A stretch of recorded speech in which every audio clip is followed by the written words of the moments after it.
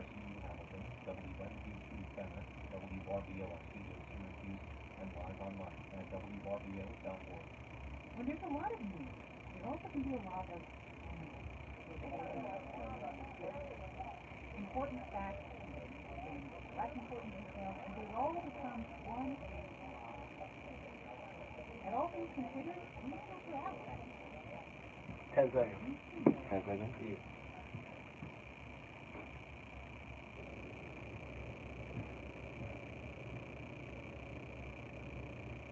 Alright, press it.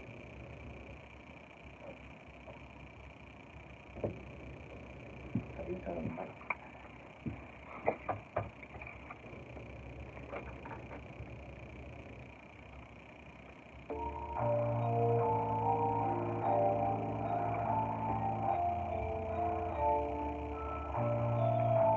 Yeah. Whoa. Hold on. Walk it like I talk it. Walk it like I talk it. Walk it like I talk it. Walk it like I talk it. You walk it like I talk it. Walk it like I talk it. Walk it like I talk it. Walk it like I talk it. Hey, walk it like I talk it. Walk it Live like from I the talk it. WSUC radio booth, it's Mike and Leel. What do we do, Leel? We keep it real as always. Of course we do. It's Tuesday, September 18th. It is 8 o'clock on the dot. Cortland, are you ready to get into some sports, hip-hop, and that brand new flavor of radio? Leel, I think we are. We about time. It's about time we get this show on the road tonight, episode 36. Y'all already know what it is. Mike and Lil keeping it real. And we're going to start off with our intro to episode 36. Let's get right into it, Mike. People in America work hard every day to provide for their families. Every day. Every day. Some people are blessed with a job that they love to go to every day. And some people absolutely despise their job. Just last month, I was out with my mom and my niece. We were shopping at the mall. And when it was time to go to the register to pay for our items, the worker at the register said to us, "Listen, I'm closed." Then she screamed out, "That's this job. I'm done with this. You know what? Can't say it on here." And then she stormed out and quit her job on the spot. Meanwhile, my mom and I was looking at each other like, what just happened? Basically what I'm saying is that, you may have witnessed somebody quit their job right then and there on the spot. But rarely do you see it happen in professional sports. So those of y'all that keep up with sports, y'all know exactly where I'm going with this. And I'm going to start off this program with Vontae Davis, former Bills player who retired at halftime against the Chargers as they lost 31-20. Now Davis left at halftime instead of waiting to the end of the game to finish and informed his teammates that, listen, it's over. It's done. I'm out of here. Mike, what are your reactions to this? I mean, it's something we have never seen before. I mean, this is just out of the ordinary. This player decided to quit at halftime. In his goodbye letter, the day after Sunday, so Monday, he wrote that he just had a heart-to-heart with himself on the field. He said he was thinking to himself, "This is it. I can't keep up with these guys no more. I can't play this game no more." He's like, "Why risk the rest of the season for a chance to get hurt? I'm gonna go out on my own terms. I'm healthy." And he decided to leave at halftime and retire from the NFL. I mean, my reaction is just that, was it more of him having a heart-to-heart with himself, wanting to leave healthy, or was it more the fact that the Bills are getting spanked for a second week in a row, and he's like, "I'm not dealing with 16 games of this year"? First of all, this is it. What are you, Michael Jackson? I don't understand what in the world is going on. I mean, I know it's the Bills. I know they were bad, but damn, you can't stay to the end of that game and decide if you want to retire or not. It's that bad that you got to leave at halftime. The same injury happens in the third quarter or the fourth. You know what I'm saying? You never know. You never know, but damn. I know. At I'm not halftime, taking this side. just packing it up and just saying, You've never seen I'm anything done. like it. I mean, come on, man. Like they said, there was one player in the history that retired halfway through the season. This is halfway through a game. This is halfway through the game. Week 2, he went through all that training camp for what? I mean, I know the Bills are bad. We all know the Bills are the worst team in the NFL. We all know that. I don't think there's a question who is the worst team in the NFL. Definitely the Bills. But I feel like if the Bills were winning the game, we won't be hearing this story. I mean, come on, man. You dress up for the game. All right. I mean, I still think regardless, even if they were winning the game and he decided to retire at halftime, this would be a big story. Yeah, it would be a big, but I don't even see him retiring at halftime if they were winning. It's because the Bills suck. It's because the Bills suck. All right, they garbage. They this year's Browns, and I believe that's the reason why he retired. Talking about this is it. You're not Michael Jackson. All right, this is not it. All right, I don't know what in the world happened and what caused you to leave that game retired.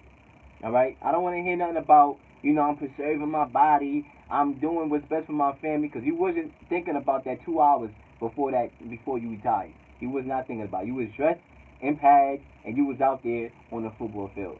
So my thing is the reason why he retired is because he quit.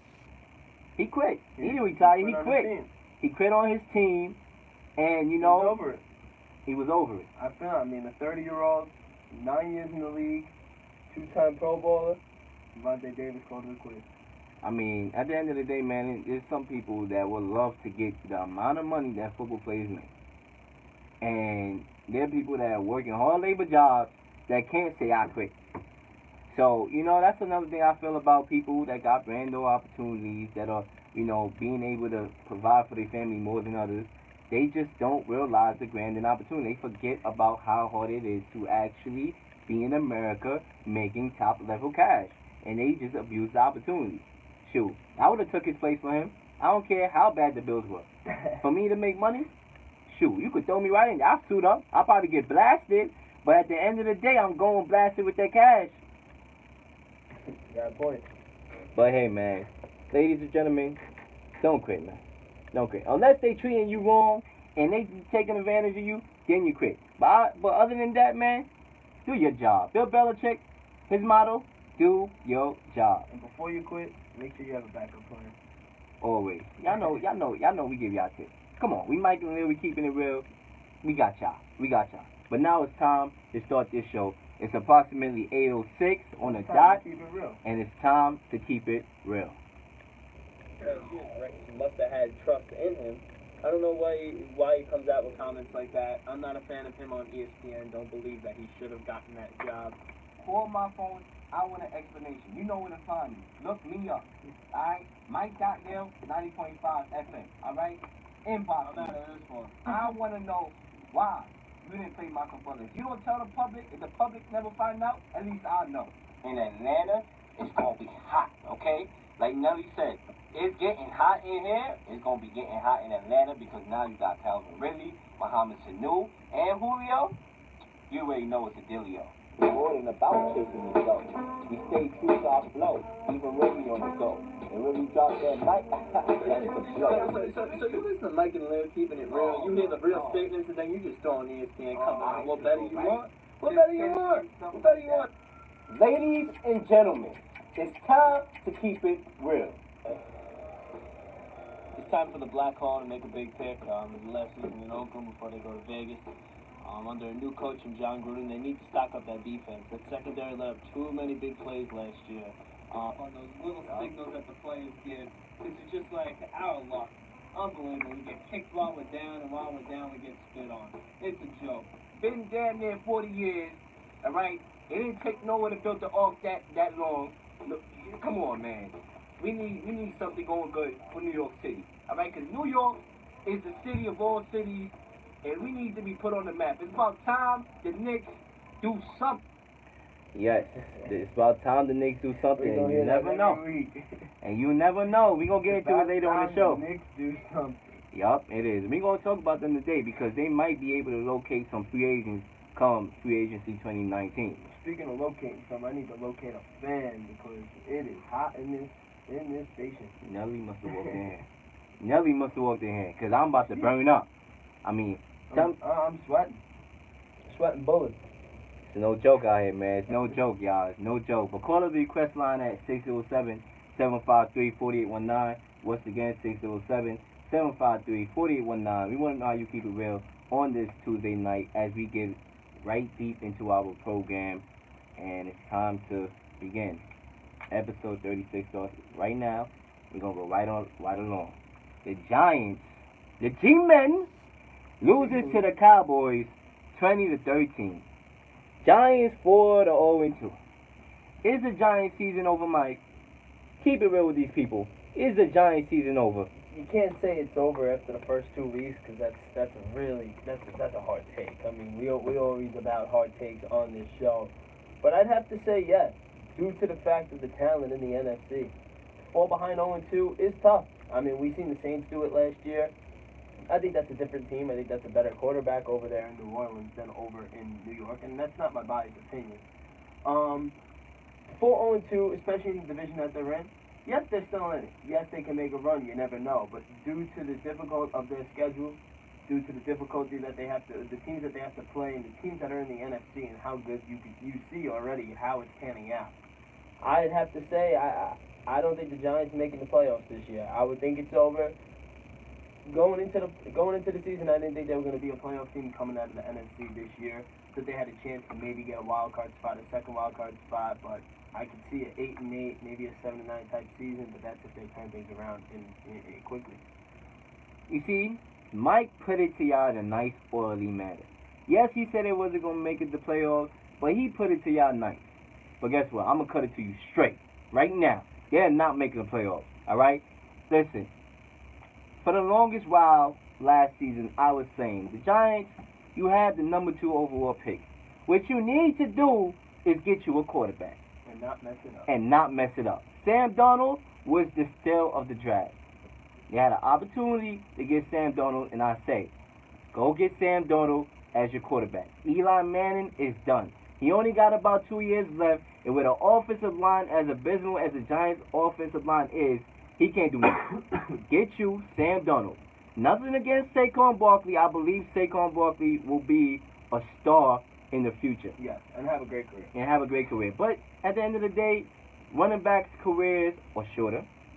They want that big money contract that they're not going to get. You see with Le'Veon Bell. So why not go with a quarterback in the draft that will be your present and future? Giants didn't listen to me. They went with Saquon. Okay, but now you see it. All the facts was in front of them. Golden opportunity to get you a quarterback, and you didn't do it. I feel like the Giants fans. I feel like the Giants fans is holding on to Eli Manning because he won 2 Super Bowls, right? But what has Eli Manning done after the last Super Bowl he won in 2010 or 2011 against the Patriots? Absolutely garbage. Exactly what you said, though. He's won 2 Super Bowls. But after he's led a Hall of Fame career. But after that, and mind you, I know we've seen a rapid decline in Eli. I agree. The 2 Super Bowls that Eli won, let's face it was nothing pretty. I mean, it was nothing. They were 0-2 the year they won against the undefeated Patriots. All right, Eli Manning was tossing the ball to the other team like he owed them money. Rings a ring. At the end of the day, hasn't been pretty, and Eli Manning to me hasn't proven that he's that guy. He never proved that to me. Even with his 2 rings, never proved. He proved that he can make some throws. He proved that he could be clutch when he want to be. Game manager. But he hasn't proved that he's a guy that can elevate your franchise. And that's exactly why I said Sam Darnold was that guy. But Giants didn't listen. And right now, it's not getting better. That offensive line is terrible. All right? And you can't even get the ball to OBJ. That's how bad. OBJ is a guy you can get the ball in a 5-yard slant. And he could turn it up down the field, make it into a 50-yard game. And you can't even do that because the offensive line is so garbage. It's garbage. Terrible. All right, I'll be fearing for my life if I was behind that offensive line. And the whole blame is not to go on the offensive line either. I mean, Eli was terrible on some. Oh, yeah, he was terrible. A lot of the blame was on him. I mean, they only scored when in garbage time when they got the touchdown to Evan Ingram when the Cowboys stopped playing. Exactly. Which killed a lot of fantasy people, especially myself. Thank you, Mr. Evan Ingram. I mean, OBJ 4 receptions for 51 yards. That cannot be. That cannot be. Nope. All right, he at least got to get 10 touches a game. At least 10 touches a game. It can't happen. So my thing is, what do the Giants do here? All right, I'm gonna pull up the Giants schedule right now. All right, for those of y'all who's saying this boy is chatting, the Giants still have hope. It's only 2 games. Let me read you the schedule that the NFL has made for the Giants. All right, this week they're playing against the Texans, who are 0-2 themselves. But guess what? Deshaun Watson is coming back home. Expect the momentum to be on their side. After that, they play against the New Orleans Saints. We already know what the Saints are going to do. They are a heavy pick to win the Super Bowl. I'm actually going to that game. and Mike might be in attendance. Maybe that's the Giants' good luck charm. We'll have to see. Even though he a Saints fan. Even though he a Saints fan. The Saints, they got to play the Saints. And after that, they're on the road against the Panthers. At home against the Eagles, defending champions. You never know what's going to happen. Against the Falcons on the road. Home against the Redskins, who's a sneaky good team. On the road against Jimmy G. At home against the Fitzmagic Buccaneers. Against the Eagles. Home against the Bears, suffocating defense. Against the Redskins. Home against the Titans. And then the cap off the season against the Colts on the road. And at home against the Cowboys. This schedule does not indicate how the Giants are going to make the playoffs, in my opinion. They're already 0-2. Their schedule is about to get hard starting next week. And their offensive line cannot show me something. Right now, I don't see any scenario in which the Giants make it to the playoffs. I think their season is done. Well, and they will have their hands full with J.J. Watt and Jadeveon Clowney on Sunday. So we have to see. But for those of y'all who still holding on to Eli because of them 2 rings, let him go. Let him go. All right? Let him go. But there's nothing they can do now. I mean, who's behind Eli? They're stuck. They're stuck. I thought when they blew up the front office, when they got rid of the coach and all that, that's when they should have started from the draft and get a quarterback. Started from the bottom. Started from the bottom. All right? Built around Odell. Exactly. But They continue to build around Eli. they made mistakes, and, we moving on to the next. The Vikings versus the Packers ends in a 29-29 tie.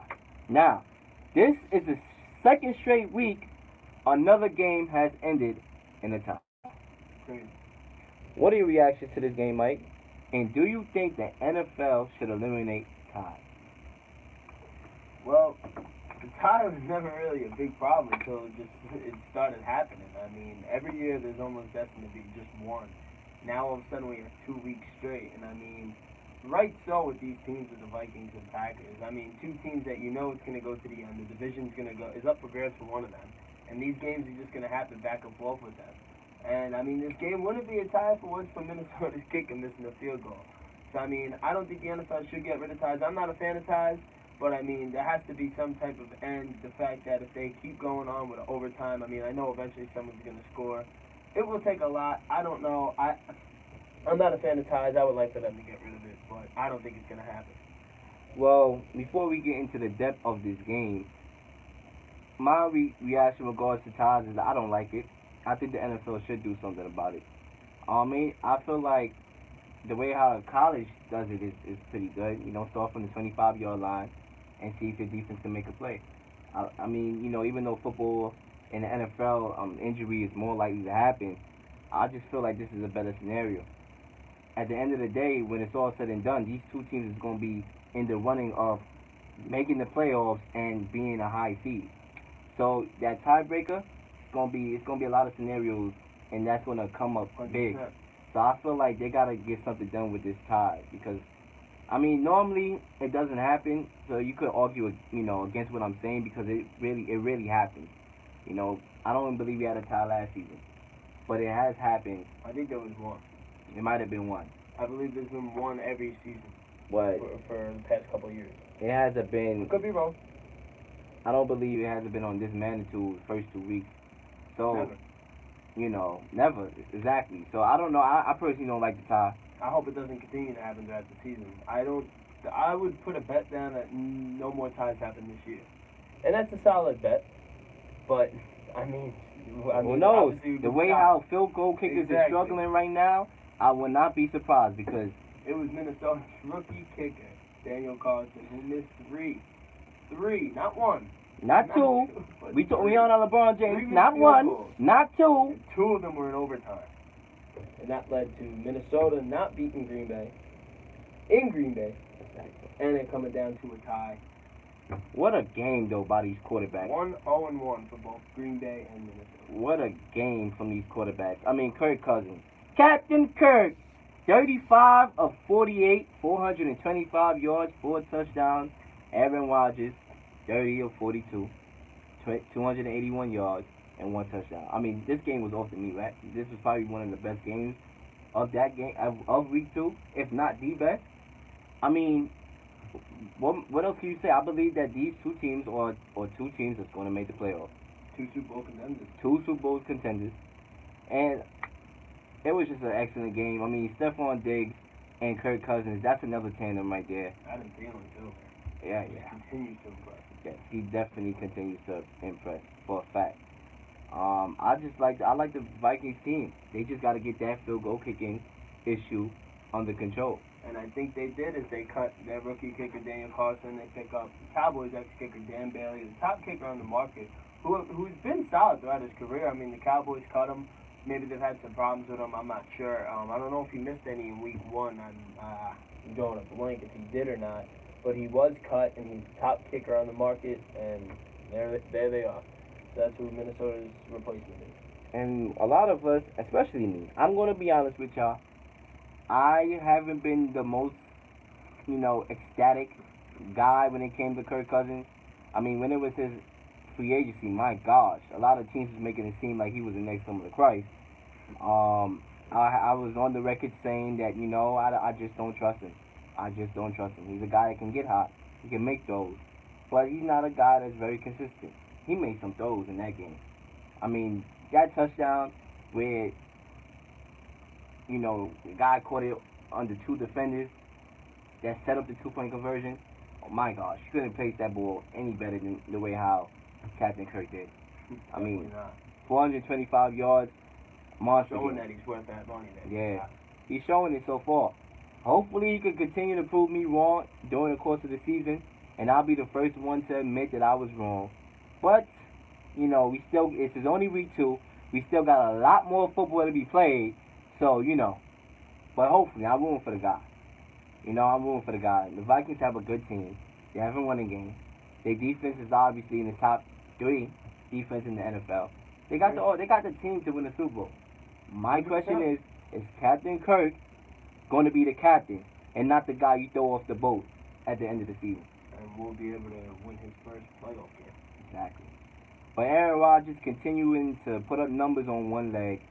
I mean, this guy is obviously the most talented quarterback in the NFL. Not saying he's a GOAT. Calm down, y'all. I'm saying he's the most talented quarterback in the NFL. Who's this? Aaron Rodgers? Yeah, Aaron Rodgers. What are you saying? The best quarterback right now. I'm not going right on. Now? Don't even start with the Brady right now. I mean, of all time, yes. Yeah, Brady's the best quarterback of all time. Not right now. Hey, listen, y'all could get into the action if y'all want. Alright, we here for the people. We want to know how y'all keep it real. Call us the request on at 607-753-4819. Once again, 607-753-4819. And we want to know what y'all thoughts on that Vikings versus Packers game. Should the NFL eliminate ties? Should they not? What are your thoughts on the game? Is Captain Kirk worth the money so far? And what do you think about Aaron Rodgers? Is he the best quarterback in the NFL right now? Call us up, and we would love to hear from y'all. It's approximately 8:22 p.m. We just getting started. And when we come back from commercial, the Patriots, they keep getting better and better. There's a saying. The rich get richer, and the best continue to be the best. We'll be right back, keeping it real on 90.5 FM.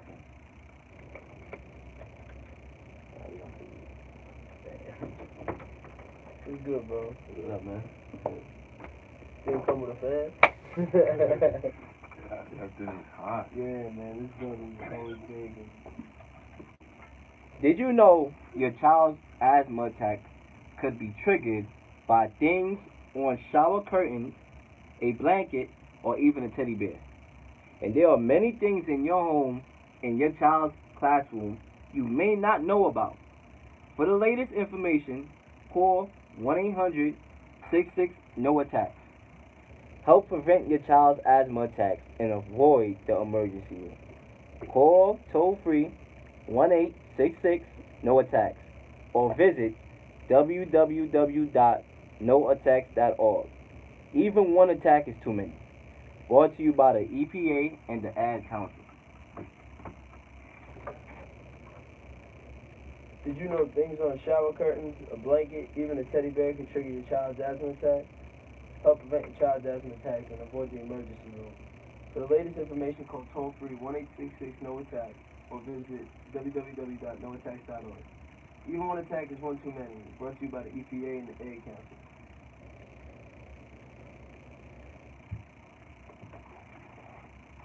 mental health and friends. Public service announcement. Ask yourself, what kind of friend are you?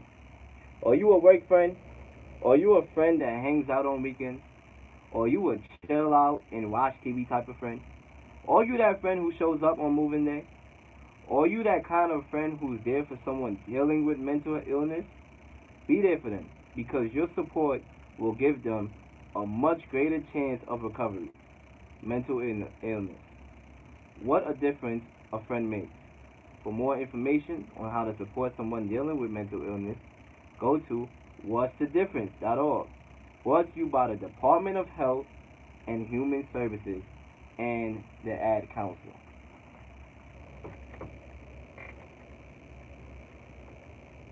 Children are naturally curious. They're born learning, so follow their lead. What does a child like about riding in the car? Singing along to the radio music, counting trucks, or watching the traffic light change color? Talk with your child about what's going on around the car, and it becomes a learning moment. And when you talk with your child, you build vocabulary. Learning starts long before school does. For more tips, go to bornlearning.org. A public service announcement brought to you by United Way, the A Council, and WSUC FM.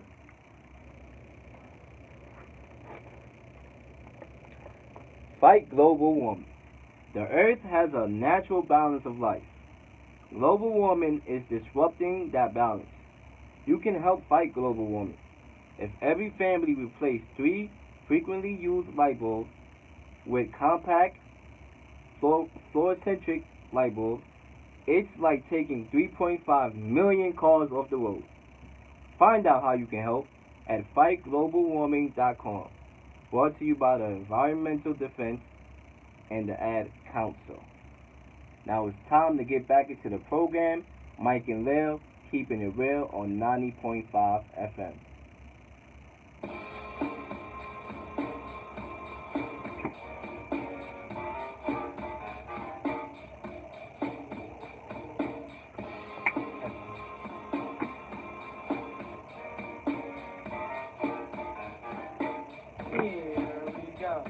All right. The Patriots. All right. The Patriots got whacked by the Jaguars, 30-20. I want to know your thoughts on this game, Mike. And also, the Patriots has received wide receiver Josh Gordon for a 5th round pick. And like we said before we went on commercial, the rich get richer. But let's dive into this game first before we get into this Josh Gordon pick. Mike, what are your thoughts on this game? Well, first things first, I want to look at this as payback. Jacksonville Jaguars, I feel like they got robbed last year in that AFC Championship game. Bad refereeing. I feel like they outplayed New England in every aspect of that game last year, and this was payback. I feel like not only does huge credit go to that Jacksonville defense, which is stout. We all know that. We all know what type of defense they are, top in the league. We all know what they can do and how good they are, and how good they get to the quarterback, and at all aspects they got it covered. But you got to give some props to Blake Bortles, who played a fantastic game. You know, he may got knocked around and talked a lot about by people and not trusted, including myself. Not one of the top quarterbacks, which he's not. Far from it. Not an elite quarterback, but hey, not even close to being an elite elite quarterback that does just enough to get to win. And hey, that's all you need in this league. As Leel always says, talks about Eli Manning. I know Eli Manning is better than Blake Bortles. We're not comparing here, but he's saying that Eli Manning is not obviously. But Eli Manning is not the type of quarterback to change a franchise around, which I disagree because he did change around the franchise for the Giants, but to bring 2 Super Bowls is a big deal. Blake Bortles is that guy that he could possibly bring this team to a Super Bowl, and they have the talent to do so around him on offense, especially on defense. But the way he played, if they have to meet again in the playoffs in Jacksonville, it's going to be scary for New England because Jacksonville outplayed them again. Blake Bortles played fantastic. He's a great manager, and that's how they were able to come out victorious. I mean, you making this dude seem like he... I'm not. He played a great game on Sunday. I mean, he played a great game. They outplayed the Patriots. They were the better team on Sunday. They were the better team on Sunday. And they looked like the better team. I do not believe the Patriots, the Jaguars got robbed. It was 1 or 2 bad calls, questionable calls. Alright, listen, the Patriots were the better team, and they still are the better team in my opinion, even though they lost. It was a fair and square AFC Championship game. All right, it was one or two calls that I felt could have went for the Jaguars, but hey, life. It happens. Referees miss calls. It is what it is. The Patriots came out flat. I mean, I'm gonna blame this on the weather. I'm gonna blame this on the weather. I believe that it was so hot that these wide receivers didn't even know what to think. All right, I'm gonna blame this on the weather. I do not by far think the Jaguars are a better team than the Patriots. All right, I don't. All right, they were hungry. They lost the AFC Championship game, and that's why they came out and they came out, firing from all cylinders. But also it had to do with the weather, and plus the Patriots are shuffling wide receivers. They fit in a lot of additions, and we're gonna get into the big additions that they just had in a second. But the Patriots are shuffling. They trying to get their team together, and the Patriots they normally start off like this sometimes, where they 1-1, and we like the sky is falling in New England, and then they just shows you why you can never count them out because they're gonna get it together. They always have the December to remember, and January is their best friend. And in the Super Bowl, you already know what appearance you're gonna get out of the AFC. Listen, Blake Bortles had a good game. Don't get me wrong. 29 of 45, 377 yards, 4 touchdowns, 1 interception. He had a good game. I'll give him that. Alright, I'll give him that. He had a couple good games. Alright, I'll give you that. But, I won't necessarily say he's a good quarterback. I'm not going to call him that. I just look at him as a guy who's on the right team with a stacked defense, with a playmakers on offense. 7 receptions. Keenan Cole was playing like he was cold-hearted, torching that defense. 7 receptions, 116 yards, 1 touchdown. Had a crazy monster catch. That's Keenan Cole. You're not a little scared about that Patriots secondary? I mean, Blake Bortles was dicing them up. It was dicing them up, but like I said, I believe it had to do a lot with the weather. I mean, it was 100 degrees. It was one of the hottest games ever. The defense is gonna make a complaint. The defense, guys gonna be cramping up. My leg, They did throw a stat out. They said New England is like 0-4 in games above in weather above like a certain temperature. In really hot games, they're not good. It goes to my point. There's stats to back it up. But what a catch by Keenan Cole on that sideline, OBJ style, excellent catch. And he got the touchdown on the very next play on that drive rather. And D.B. Westbrook, 4 receptions, 83 yards, and 1 touchdown. I mean, Blake Bortles really played good that game. He spread the ball out decently. He had 3 wide receivers over 80 yards. Decent game from him. Without the services of Leonard Fournette. And without the services of their best wide receiver, Marquise Lee, who's out for the season, torn ACL. That's going to be a big deal later on, in my opinion. And they also lost Allen Robinson free. Exactly. But I feel like, yes, the Jaguars played good. I feel like they can compete because of that defense. It has nothing to do 100%. with Blake Bortles, in my opinion. It's that defense is why they always going to be in games. And Blake Bortles is going to make the plays that he needs to make necessary in order for, his team to be able to move on. But he will have hiccups. But he will definitely have hiccups, along with me. That's why I got water right now.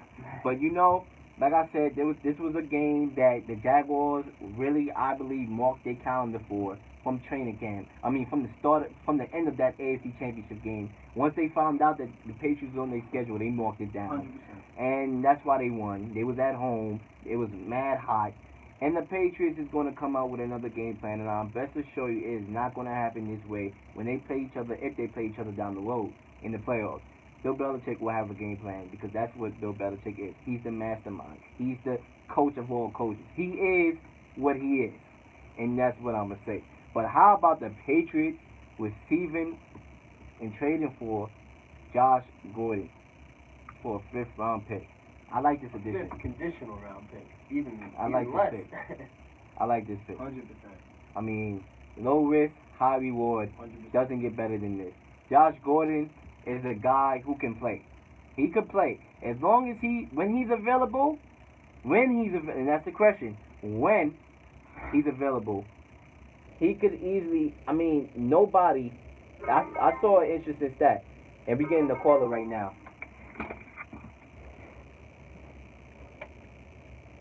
WSUC, how you keep it real? Hey, this is Caleb. How are the Cowboys doing this year?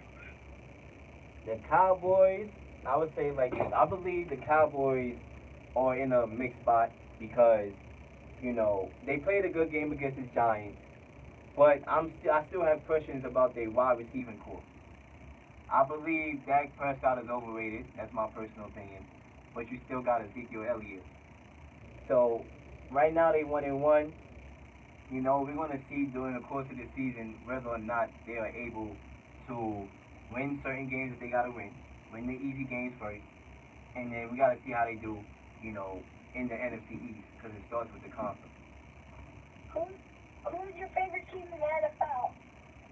My favorite team in the NFL, I've always been a Patriot fan since '07. Tom Brady. I believe he is the GOAT of all time, the greatest of all time. What about you? What's your favorite team? I'm guessing you're a Cowboys fan. I figured that. Who you said? Who you said? We in the booth right now, broadcasting. I'm gonna hand it over to Mike. Hold on.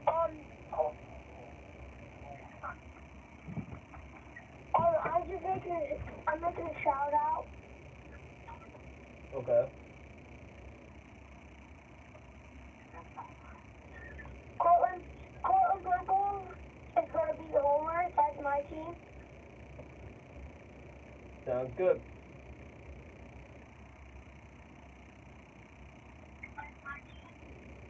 I'm sorry?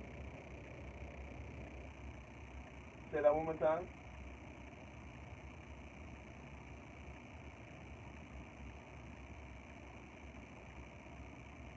Well, I guess we lost connection. Well, we lost connection, but y'all can always call up. Thank you for the call. We got callers on the line right now, and the request line is 607-753-4819. Continue to call and keep it real. Mike and Leel, how you keep it real? Mike and Leel, how you keep it real? Hey, who do you think's going to win this Sunday? The Cowboys? I'm gonna have Mike put up the schedule. I believe, matter of fact, hold on, I got you right now. Cowboys are at Seattle on The Cowboys are out at Seattle. I believe the Cowboys win that game. I'm not liking what I'm seeing from Seattle. I believe that's a game that you could pencil in for a victory for the Cowboys. I'm actually going with Seattle on this one. Mike is going with Seattle. He says he's going with Seattle. Going with the home team. He's going with the home team, but I'm going with the Cowboys. Shout out to Cortland Purple versus Homer. And yeah, shout out to Cortland Football versus Homer. And shout out to Cortland Football versus Homer. Got you. Thank you for the call, man. Keep calling. And the little team and the big team. Shout out Cortland. Y'all already know we shout y'all out for Mike and Leel, keeping it real, the best show in Cortland, New York. Definitely. Thank you for the call, kid, and continue to call up. We appreciate the call. We got to make it one. One more question. Who do you think's going to win the Super Bowl? I'm going to go with my team. I'm biased. I'm going to go with the Patriots, but the Rams, to me, look very well equipped to win the Super Bowl. But I'm going to go with the Patriots because I have faith in Brady. I'm pretty sure Mike is going to go with the Saints. 150%. No one's better. Don't win. I bet you Tom Brady's going to retire. I disagree. Tom Brady going to go out like a champ. He's going to come back. He says he want to play till he's 40 years old, and I'm pretty sure. I mean, he is 40. Till he's 45, rather. And I believe he's going to play till he's about 42, 43. So I believe he comes back. If he wins the Super Bowl, rather, I think you could look at it from that side, that he will retire going out, on a camel.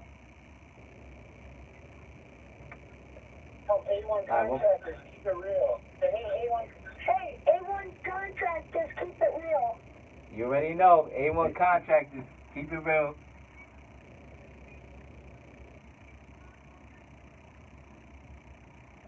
I got the Patriots versus the Rams. I had the Patriots versus Atlanta, so I'm kind of cheating here. But I got the Patriots and the Rams. But we gotta go on with the program. Thanks for the call. Alright, let's get right back to it. We just had a caller. Shout out Cortland. Little League, Big League. Y'all know what we do. We here for the people. That's what we do, Mike. We here for the kids. We here for the kids. We here for the people. We here for everybody. We keep it real. That's what it is. And let's get right on to what we were saying with Josh Gordon. I believe that the combination of Josh Gordon and Gronkowski, you can't double team both succeed in that offense if you because you know Patriots got a complex offensive scheme. So if he can learn the offense and he can stay out of trouble, bang with a pick.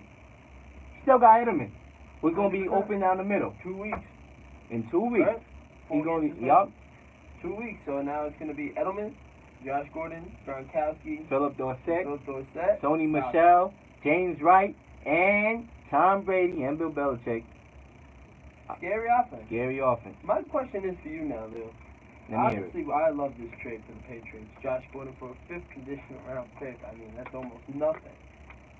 But if Josh Gordon wasn't released by the Browns, a wide receiver it was obviously a need for New England. You think they would have went a different route this week in maybe the likes of Dez Bryant?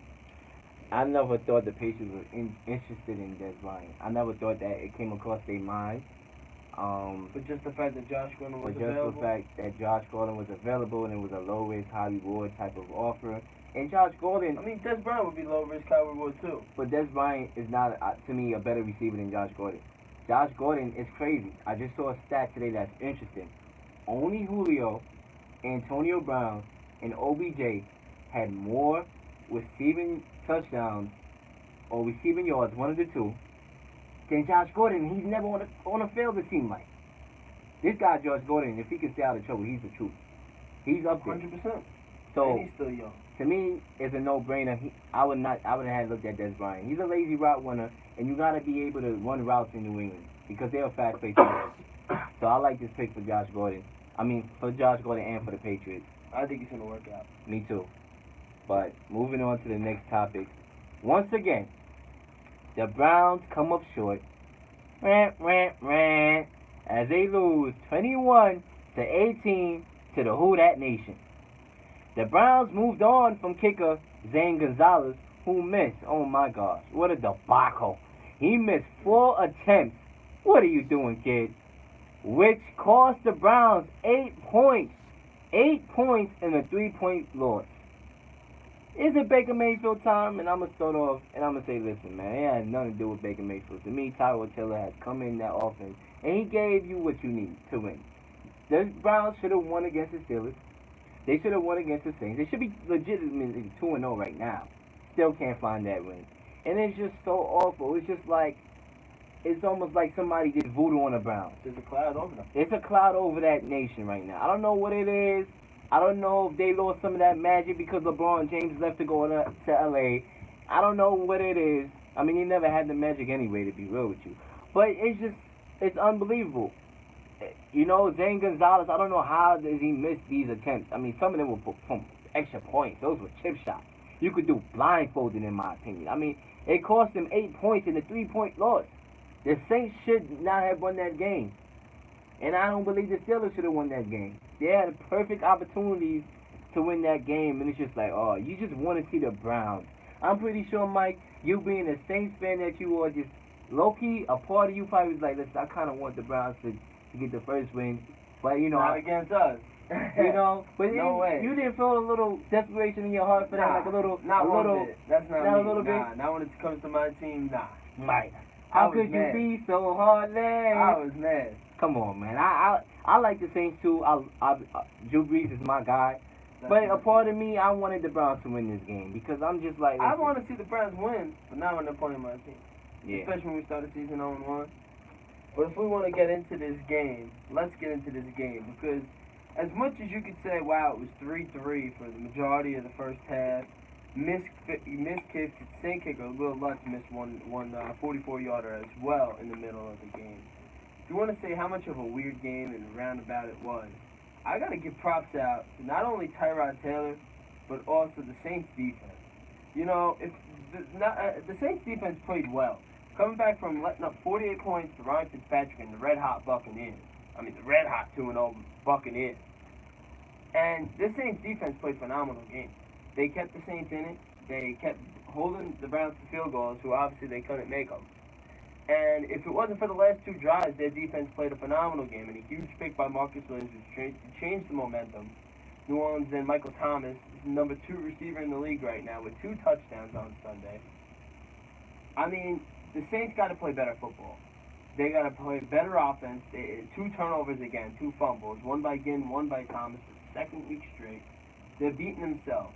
They got to play better football. The Browns are a good team now. Every team in the NFL is good, but the Browns are a better team than they were last year. Oh, yeah, so you can't see them on your schedule and be like, all right, this is a pushover. Yeah. It's never. And the Saints haven't beat the Browns since 2006. It's a team that they struggle against statistically. All those teams have those little pet peeves of those teams that always are like a kink in the neck that they just can't beat, just statistically. I mean, especially when you play them every 4 years. It's a little tough for a team that you're not aware of and you don't see. But the Saints, they didn't play an all-around game. They didn't look like an NFC contender these past 2 weeks. If you're going to compare it to Minnesota or the Rams or even Green Bay, for the way that they're playing, the Saints really got to play better football. But I got to give props to the defense for coming back out of last week's debacle. They're playing phenomenal this week. So then the offense had enough chances just to get on the board. Because you give Breeze the ball and time, you know he's going to go there and score, and they're going to get the lead. And the Saints did that. I mean, it took a missed kick for them to win it. I mean, it would have went to overtime if it did hit it. But, hey, the Saints got to win. I think it was a good game by the defense. That's the reason why they won.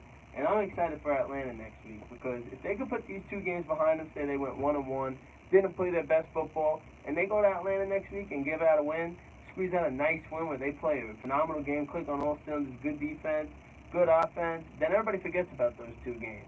And they're like, they're back. Because they beat the Atlanta Falcons, who are another Super Bowl contender. So, and then week 4, they got the Giants, and then Ingram's back. My thing is here, sometimes when you lose heartbreaking games that you know you should have won, it sometimes zaps the energy out your team, and it causes you to come up flat. And I just hope that this Browns team keep their head on their shoulders. They got a perfect opportunity this Thursday night against the New York Jets, who just lost against the Dolphins. They are at home for this game.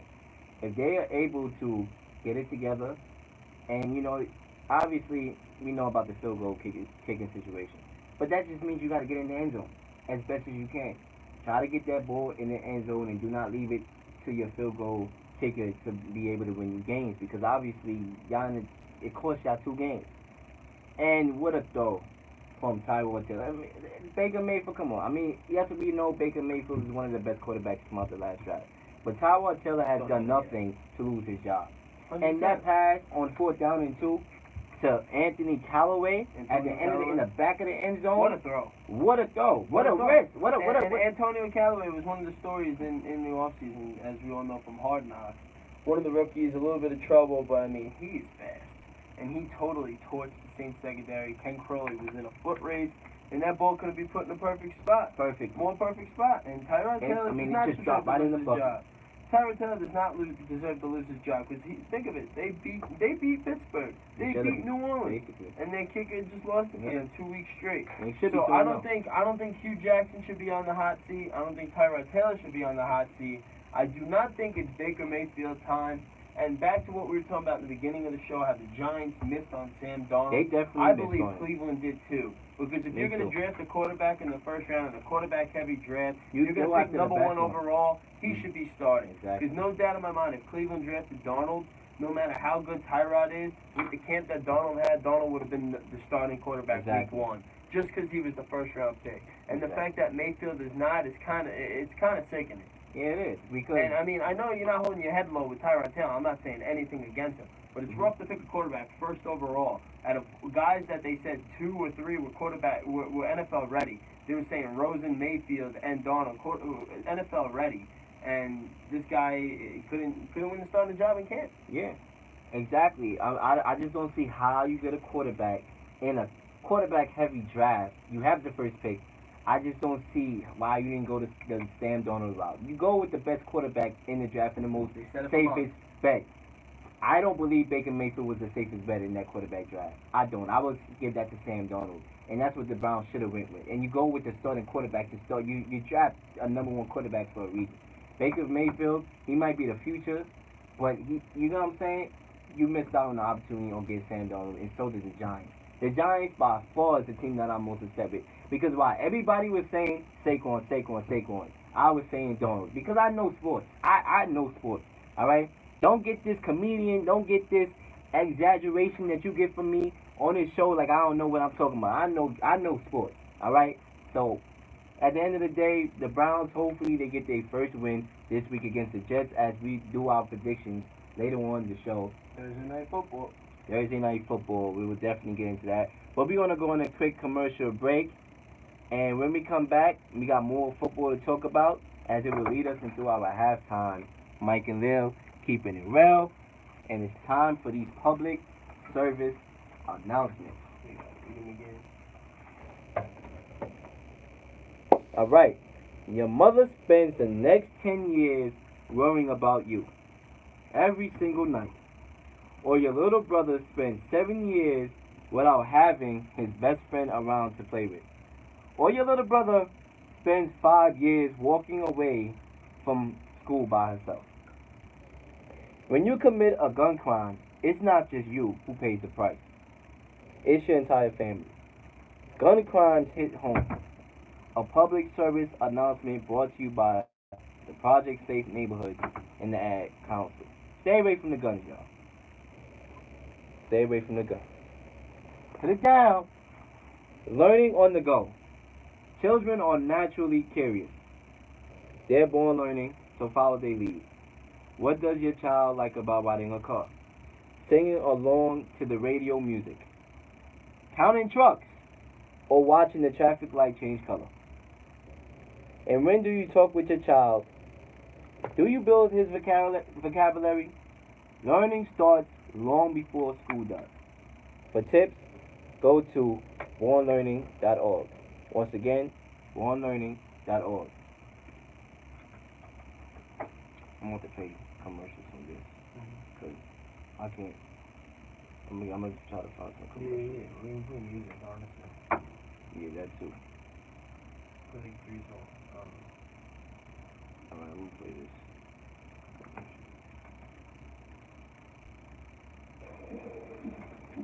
Even that, that's all. Yeah, that is true. Isn't that Blake? I thought he said he had practice.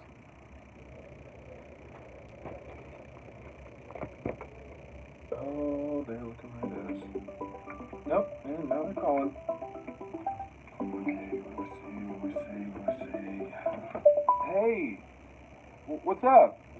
Who you dunking with over there? What? No, I was just, what? I thought we were a team. No, like, we are. No, it's cool. You do you. Come on, man. You do you. Are you done? I don't know. You still coming to the party on Sunday? I have plans. There's gonna be pigs in a blanket. All right. You're in? I'm in. Go.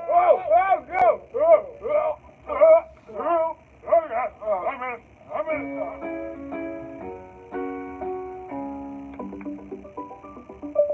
Hey, okay, so now since we're going, I'll come by and pick you up.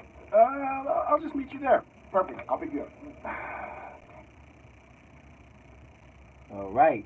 We are back to finish up our first hour of this program, and we're going to get right into it. Mike and Lil keeping it real. As y'all driving, as y'all bumping this in the car, 90.5 FM, we here for y'all. We keep it real. That's what we do, and we're going to get right into it. The Chiefs beat the Steelers 42-37. As Pat Mahomes and Big Ben both have big games passing the ball. I mean, both have great games passing the ball. Slinging that pigskin like it was a Thanksgiving dinner. Pat Mahomes, 326 yards, 6 touchdowns. Wow. And Big Ben, 452 yards and 3 touchdowns. Is Le'Veon Bell absent affecting this Steelers team, Mike? 100%. 150%. I mean to say, I'm sorry, I'm stuttering a little bit. It's getting, the heat's getting to me in here. Getting to me But too. 100%. If you're gonna take a top 3, maybe the number 1 running back in the league, well, right now I gotta give it to Gurley. But come on, Le'Veon Bell, we know we can do. He's one of the best running backs in the league. You take him out of an offense, of course they're gonna struggle. They're gonna struggle mightily. And Pittsburgh's done this back-to-back weeks now. They're now 0-1-1, a team that should have Super Bowl aspirations. And I don't know what's going on in Pittsburgh. And there's more drama going on in the locker room than what's happening on the field. They're good playing on the field. Yep. I mean, with Antonio Brown in the locker room saying, trade me and we'll find out, because people are tweeting him if they're saying that his stats are padded because of Big Ben. I mean, come on, we see receivers play with better quarterbacks that really didn't have padded stats. I mean, I don't agree with that. I think Antonio Brown is really the best receiver in football. So that's just to squash that. But yeah, the Steelers are 100% affected by this because their offense revolves around Brown and Bell, the big three, Brown, Bell, and Ben. And they're feeling the effects, and the Chiefs really are that good. Pat Mahomes really is the real deal. The Chiefs knew it. The Chiefs knew it all last year. They knew it because they secretly got rid of Alex Smith, and we was wondering, like, what? Alex Smith had a decent year.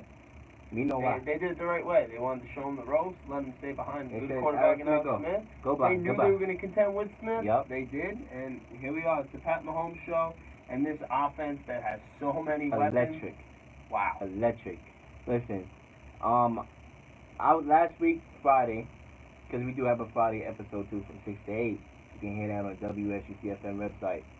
But last week, Friday, I went on a rant, and I said this. Listen, I'm tired of the Steelers, all right? The Steelers, Big Ben is another guy. I feel like, his time is coming where it's just like, it's over. Because you have the weapons. The Steelers have a team that can win a Super Bowl. They have a super caliber team. They got the best wide receiver in the game. Even though I think it's OBJ, there's a lot of people that would say Antonio Brown, and I wouldn't argue with them. You got the best wide receiver in the game. You got the best running back in the game, even though he's not on the field right now because of contract situations. You got a legit top 10 quarterback when he wants to be a top 10 quarterback in Big Ben. You got Juju Smith-Schuster, who's another guy that's going to be taking over the league in the future. You got James Washington, another guy you just got at Oklahoma State. You got James Conner, who's doing a real good job in replacing Le'Veon Bell. You got Mike Tomlin as a head coach. All right? Do you hear this? Do you hear all the names that I'm naming right now? And you mean to tell me you 0-1-1? What kind of disgracefulness is this? I don't know what's going on. You have all the talent in the world. Big Ben has all the talent in the world around him. Alright? And I feel like this team is just unbelievable. It started off with Big Ben last season talking about retirement. Oh, I don't know if this game is for me anymore. I'm going to reevaluate my situation. It started with that. Then it started with Antonio Brown. It continued with Antonio Brown doing the locker room videotaping Mike Tomlin preaching and stuff like that. It's always these unnecessary distractions. Then you have Le'Veon Bell holding it out, which he's been doing for the last 2 years now. You have Tomlin trying to make use of his team. You had the Jesse James touchdown or non-touch. It's just always been these unbelievable football and non-football plays that has caused the Steelers to be this upset franchise right now. Listen, they have the team that can win the Super Bowl, and they just can't get it done. And there's a lot of stuff going on right now. If I was a Steelers fan, I'd be mightily disappointed. You should have lost to the Browns. All right, it's unbelievable. It's unbelievable. And you got a game at your disposal this Sunday or Monday night rather against a hot Buccaneers team. You're probably going to lose that game. I wouldn't be shocked. I wouldn't be shocked at it. It's unbelievable what's going on in Steel City. All right, it's not even in Steel City right now. They're gonna need to pay Bell. All right, they probably gonna have to do that.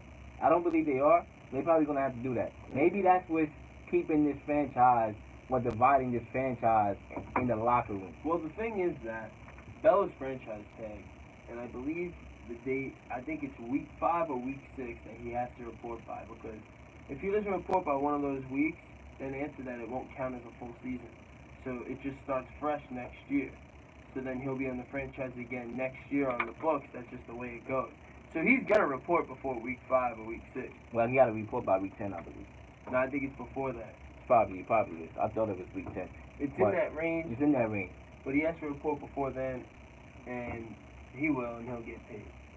I Steelers have I to stay just I somehow in just don't- I contention, just because I that don't division's think- going to be wide open. I think this is Le'Veon Bell's last year as a Steeler. I really do.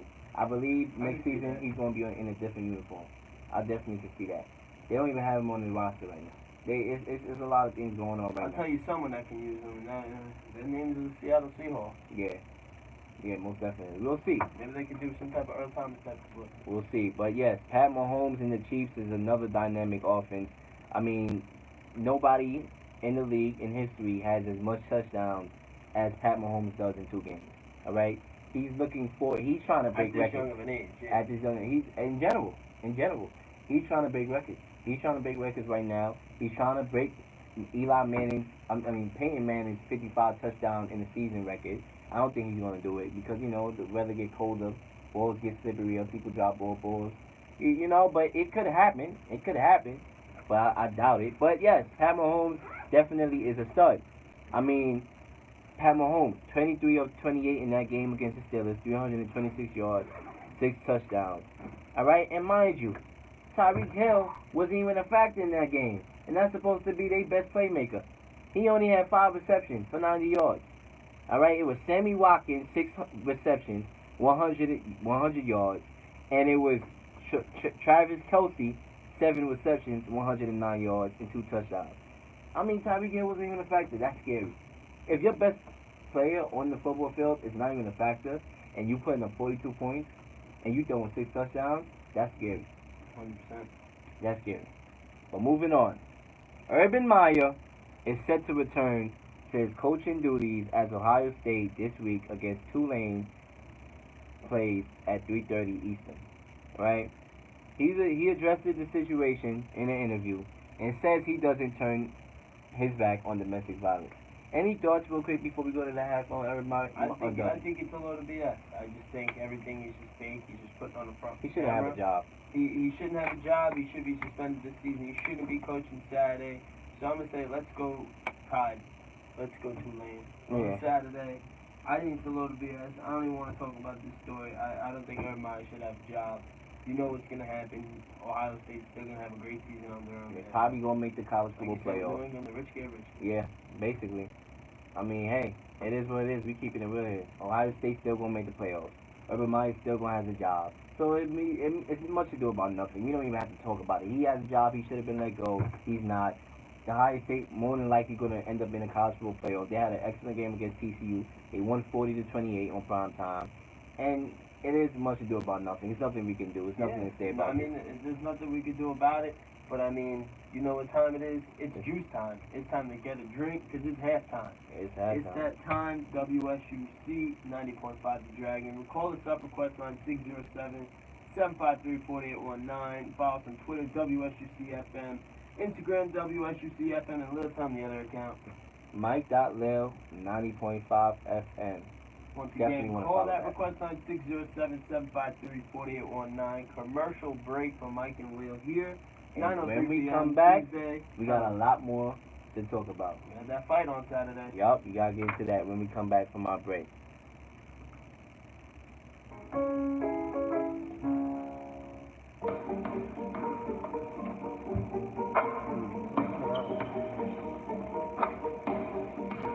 Elbow in!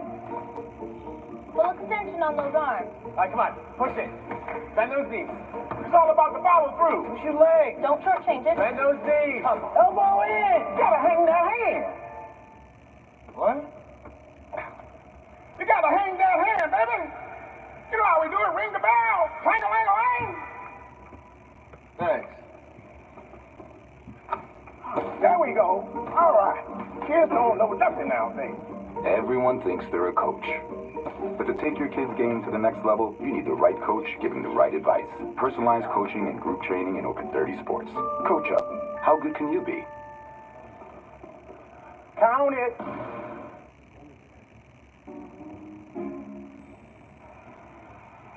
Mr. Ingles, he's not studying over here. He's streaming my games. You can't get away with that. Woo! Oh, don't worry about it. They can't hear me. I'm just in your head. No matter how you use your data, Verizon's got your back. Introducing the new Verizon plan. Now get 30% more data, no surprise overages, and keep the data you don't use. All on America's best network. Why settle when you can have everything? Switch to Verizon now. Listen, Andrew, I've been rookie of the year. You can't let early success make you complacent. I hear you, Dame. That's why I'm starting fresh this season. But that new Adidas gear from Foot Locker is a good start. You gotta evolve, because you don't want to end up like Bobby Butter. I'm like mayonnaise because I'm smooth but dangerous to leave open. Did I do that? You had all the talent in the world. I'm like propane. I'm gonna be in your grill all day. Butter. Butter! My crossover is dirtier than a coal miner's loofah. Loofah. Fancy sponge.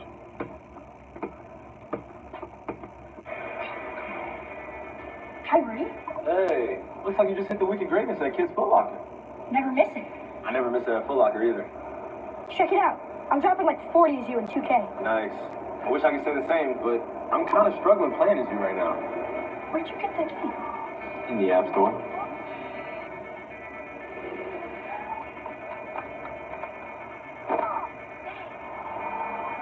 It's hard being you.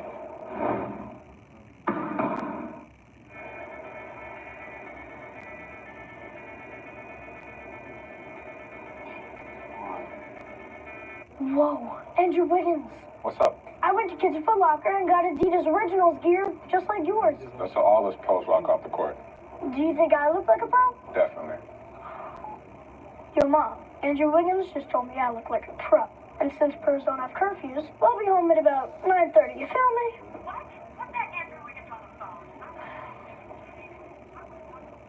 Hello? I understand, ma'am. What happened again, ma'am? Never again, ma'am. So sorry, ma'am. These two could be a problem.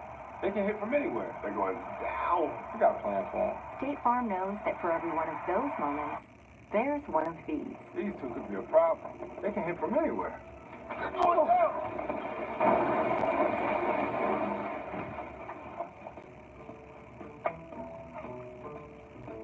We got a plan for them. Talk to an agent for help combining your home and auto into a plan that's right for you. Here to help life go right. State Farm. Yo, James Harden. I see you wearing your Adidas Ultra Boost from Foot Locker. I'm feeling good in mine. That's confidence. Look fresh and always trust that little voice in your head. Yeah. You know, the little voice that kind of sounds like Colin Farrell. Great advice, James. You've inspired these men. They're loving you. The one on the right really appreciates your advice, James. Great advice, James. You're so smart. And look at the wee fella. You've melted his brain. Right, it's time to get out of here. Say goodbye. Okay, well, the little voice is telling me it's time to get out of here. Goodbye. Let's shower and wait for the president to call.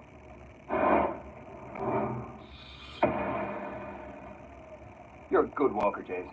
I like how you go right foot and then left. Look, more fans, James. They are loving you. I show these kids a fresh way to get into your car. Nothing awkward about this at all. Smooth as butter. You've done it again, man. It's good to be us. I bet you could drive this car. So I just created this dope website with Wix. Let me show you how I did it. First up, go to Wix.com. Now this is where the magic happens. You're gonna add an image and some text. Oh, that's nice. First what we're gonna do is we're gonna start with the font. Wait a minute, Frank, Brandon, David, who are these guys? You know, one day I'm gonna create feral font. You guys know I got a lot of videos. Here, I've uploaded them all. And with a subscription, you guys can check out my top secret material. Hey, yo, I'm killing it in this high quality. See, I'm a sharing kind of guy. So here's my Instagram, instant access. I look good, what? Man, I know how hard it is to make people stand up and listen. But with a site like this, you're already there. Go to Wix.com and create your stunning website today. That's all you got to do. It ain't hard. You ain't doing nothing. Stop eating chips. Okay. We are back for hour number 2. Mike and Leel keeping it real. We got a lot of stuff to get into in this last hour as we finish at 10 p.m. Canelo, Alvarez, and Triple G. We're going to talk about that. Mayweather and Pacquiao, too. Interesting. We're going to talk about that. We're going to have our real or not real takes, our celebrity hot seat, and our predictions for week 3 of the NFL football season. Remember to call that request line, 607-753-4819. Once again, 607-753-4819. As we finish up this program, it's time to keep it real with 50 minutes left to go in this broadcast. Let's get it. Gonna be opening his mouth for nothing. I don't know who interviewed him. Listen, I wish I could find out who interviewed him, because I don't know why you giving O.J. Simpson, a murderer, a platform to talk about Kaepernick. Because Man, Ray Allen, and I'm surprised you even still have social media after you got caught with that catfishing scandal.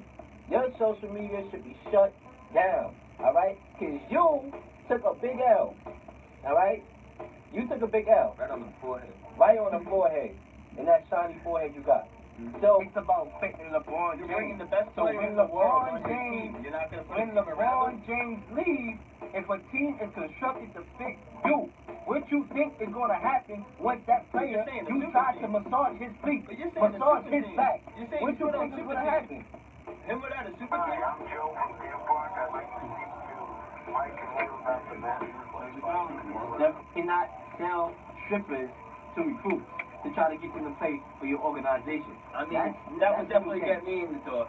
An interview like that, does that make you want to listen to his album more or less? Hell no! Tristan, boy, you better run for your life. You better run for your life. All right, your career is hanging in the balance. Stop messing with these Kardashians. Please. Rap flavor in your head. Some rap flavor in your head. Time for new flavor in your head. One more thing to fear worse than the Kardashian, and that's the beard.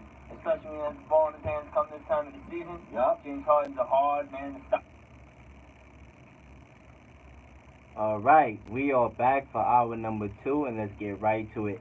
Canelo Alvarez beats Triple G in a mega fight for the ages, as one judge had it 114 draw. The other two judges had it 115 to 113 for Canelo. Mike, did Triple G get robbed in this fight? Because a lot of people are saying he got robbed. Tough to say. I mean, yes, everybody could say, yeah, he got robbed, but then again, it was a great fight. It could have went either way. You could have said this guy had a better fight, Triple G, because I think he did have a better fight. I mean, when it comes down to the numbers and the judges are scoring, sometimes it's a little unfair. I mean, I wouldn't say it's unfair because this is the way boxing works. But I mean, you can always just tell who had the better fight and who got the better of the opponent. I think Triple G did, but Canelo got his punches in there. There's a reason why the scorecard was the way it was. Canelo, he lasted Triple G. I think he outlasted him. There's a reason why he's the winner. I mean, this fight was everything we thought it was. I think we got our money's worth for it, and we need a third one. Yeah, we definitely need a third one. You know, I think Triple G got robbed. I'm going to say this. I'm going to give y'all my depth analysis of this fight. First of all, I want to say congratulations to both of these guys, because to me they were both winners. They won the fight. I mean, they both winners. They both fought a good fight. This was exactly worth the hype. This was worth the storyline. This was worth people's money. Even though I didn't pay for it, I saw it on the Fire Stick free stream. You know how it goes. Download that Fire Stick, y'all. But you know, I'm pretty sure cables will be after me after this. But y'all know what it is. Anyway, personally, it was an excellent fight. I thought Canelo won the majority of the earlier rounds in the fight, and I felt that Triple G towards the end really came along really well, and he struck Canelo in one of the rounds. I believe it was the 10th round, where he caught Canelo really good. To me, I would say Triple G had the punch that really shook either one of them. He really caught Canelo good. But I like Canelo's aggressiveness. I didn't expect Canelo to be so aggressive in the fight, because Triple G's corner was saying a lot that Canelo ran around the first fight. He was running, and he didn't fight. And I believe this time Canelo really brought the fight to Triple G and stunned Triple G in a way. And, you know, I agree with Errol Spence Jr. in his analysis after the fight. You told the boy Canelo to come fight me. You said he ran in the first fight. And when he fought you pretty good and had you stunned. You wanted that fight. You know, and it wasn't until the later rounds where you actually fought the guy.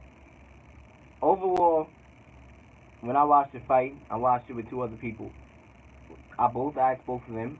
I said, who you got winning this fight? When the fight was over and it was going to the scorecard, and all three of us said Triple G, but we wouldn't be shocked. You know, we actually said it was a tie. I said it was a tie, but if we had to go with somebody, we would have went Triple G. I thought initially it was a tie. I believe it was split even, 6 rounds each. I believe that 12th round could have been either way. The judges gave that 12th round to Canelo. I thought it was a draw. It could have been either way. I don't believe you get that round to Canelo in a close round like that, but that's what they did. I thought it should have been a draw, but if somebody won the fight, I would have gave it to Triple G. But I'm not upset that they gave it to Canelo at the end of the day. You know, y'all told him to be aggressive, and he was. But my thing is, if Triple G has the belt, and a fight is so close, and you're not going to call it a draw, Triple G should have the edge, because he is the champ. And, you know, it was not a decisive win, so he should have kept the belt. But, like I said, I'm happy for Canelo Alvarez. You know, despite all the controversy behind him, he was able to fight a real good fight. He fought a better fight. You know, than he did the last fight, in my opinion. And, you know, this fight should have been a draw. The first fight, to me, Triple G won that clearly. This fight should have been a draw. But either way, Canelo's the champ. I kind of had a feeling maybe they was going to go Canelo if they didn't go a draw, because, you know, they're going to give it to the guy that's a new upcoming guy instead of a guy that's not going to be there, you know, for the next 3-4 years. That's probably why they gave it to Canelo. They're going to give it. I knew it. They want him to be the face. They want him to be the face of boxing. And that's how boxing works. It's sad it works that way, but the reality of the situation, that's how boxing works. You know? So, you always got to try to get the knockout. But excellent fight. It was worth every penny. Personally, I thought it was a draw, and I'm not mad that they called it either way. You know? But excellent fight. I cannot wait. If they have a triple fight, let's get it on, please. Excellent fight. And I'm going to watch that fight again and again for the future down the road. But speaking of boxing, staying on boxing here, Mayweather says he is coming out of retirement to fight Manny Pacquiao in December. Would you like to see this fight, Mike? Part 2? No? No. I mean, yeah, it'll happen, but I'm not ordering it. I paid the first time to watch it, and it was terrible, and I don't want to watch it again. If it happens, I'll catch it on SportsCenter. I'll catch the highlights. I'll tune into 90.5 and listen to Leel talk about it, but I'm not ordering that fight. I mean, you want to be on this show. So yeah, exactly. I'll talk about it with you because of SportsCenter. But nah, I'm not ordering that fight. I mean, I would like to see this fight, and this is the reason why. Yes, we all know the first fight was terrible. It was just like watching two guys at a prom dance, just, you know, dancing it out. Just like, let me take this tango, brother. You know, it was like watching Brokeback Mountain, to be honest with you, that movie. It was crazy. It was boring. I was tight that I wasted so much money on that. They made it seem like this was the biggest thing to ever happen in the sport. And it was the total opposite. However, I do believe Manny Pacquiao was hurt. And that was one of the main reasons why he wasn't as aggressive. And Mayweather was able to take over the fight, even though it was boring. I believe this fight is going to be a little bit better than the first fight. And, you know, at the end of the day, these are two guys that are on their way out the door. This very well could be the last fight for both of these guys. They have a lot of history among each other. So, I would want to see this. You know, like if Rocky had another fight, even though it's fake. You know what I'm saying? Even though it's crazy, I didn't find that out till last year on the show when I actually found out. Really? Wow. Yeah, you can. I remember you was laughing your head off. I remember that. That's crazy. But, you know, it's like watching Rocky again, having them, you know what I'm saying? So it's like, wow, that is funny. Yeah, that is funny. You know, we all had one of them moments where it's just like, come back to earth, and, you know, I admit I didn't know, I thought Rocky was a real story. You know, because it seemed so real. But, you know, obviously it wasn't Found that out last year, which is crazy. Don't worry, we all had those moments. But yeah, I would like to see this fight. Point blank period, an upset. I would like to see this fight, and hopefully it's a way better fight than the first fight. Hopefully. But anyway, Anthony Joshua, another heavyweight fighter, faces Alexander Povetkin Saturday, September 22nd at Wembley Stadium, and I'm gonna go with Anthony Joshua to win this fight. I came out on the season premiere of this season and I called him out. I said he's a disgrace to the UK. He's a disgrace to boxing. He's a disgrace to himself, and I'm gonna stay with that. I believe he is a disgrace because he should be fighting Wilder. This should be a Wilder fight, y'all. But obviously he's not ready, and I don't even think he will be ready because he's ducking Wilder like he is ducking raindrops without no umbrella. Like I said on the 2 episodes ago. Well, actually 3 episodes ago. I got Anthony Joshua to win this fight though. However, this is going to be a scary fight. Alexander Povetkin can fight, and he's a very capable heavyweight champion. He's in the top 10 in the rankings. So this is a fight you don't want to overlook. And maybe Anthony Joshua will get caught because he's looking ahead to that potential Deontay Wilder fight if they decide to take the fight, or Tyson Fury fight. Probably the winner of that fight will probably face Anthony Joshua because we all know Deontay Wilder is fighting Tyson Fury in December. So hopefully Anthony Joshua doesn't overlook Alexander Povetkin, or maybe he's just not the better fighter if he loses. How about that? How about we overhype this guy? We'll see. But I'm going Anthony Joshua to win. And when we come back from commercial break, we're going to get into our real or not real takes, and then our predictions to cap off the night. Keeping it real on 90.5 with Mike and Leel. Y'all don't want to go nowhere.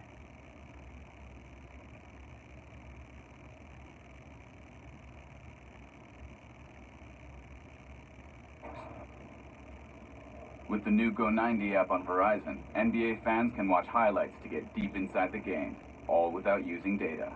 Superfans can get even deeper access, streaming behind-the-scenes insider content. Again, no data. And for fanatics who still can't get enough NBA, we have uncut footage of Draymond Green making a sandwich, just for you, data-free. Go deep. Awkwardly deep. Keep up with all the sports you love with the Go90 app and Verizon. Meet the Hoopers, the all-star family. With Daddy, Mom, Son, Grandpa, baby. With a good neighbor right next door, a system of a life, and so much more. It's the Hoopers. I'll bet anyone $10 million that LeBron doesn't roll it to the game in the Kia. At CA Street? Actually, I do use my Kia K9 on occasion to downtown Cleveland to play a little professional basketball. Since you place your bet on the internet, I'm pretty sure that's legally binding. Perfect. Hope you're ready to pay up, because I got plenty of room. And I'm on my way over.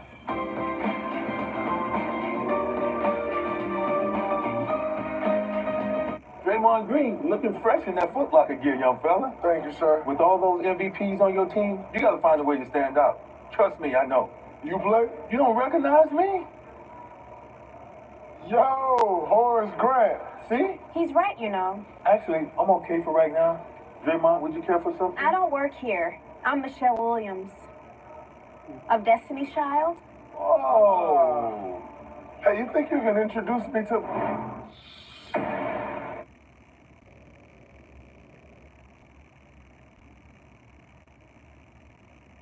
Ooh, fresh Nike gear, kid. Looking just like a pro. Some kid's Foot Locker. I've always wanted to be a champion like you. Let's try my face swapping app. You can be me for a second. Really?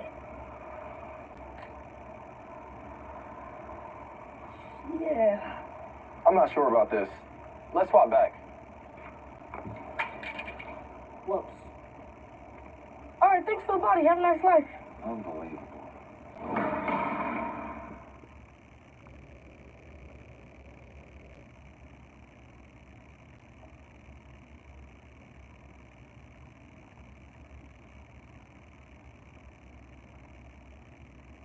Pick that up and take a look at it. Okay? Oh my goodness. Yes, indeedy. Yes. This is me. It's hard to look at that. It is. what would you tell that person? I'd look him straight in the eye and say, this would be the best decision you've ever made. Why would I want this guy to know? Their life is a lot better. I would tell her that there's hope. You're going to be so good at this. You're going to be so successful. You owe it to yourself. You will be around to see your daughter grow up.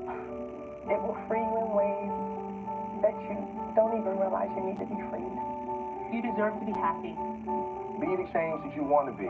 This will be the best thing you'll ever do for yourself.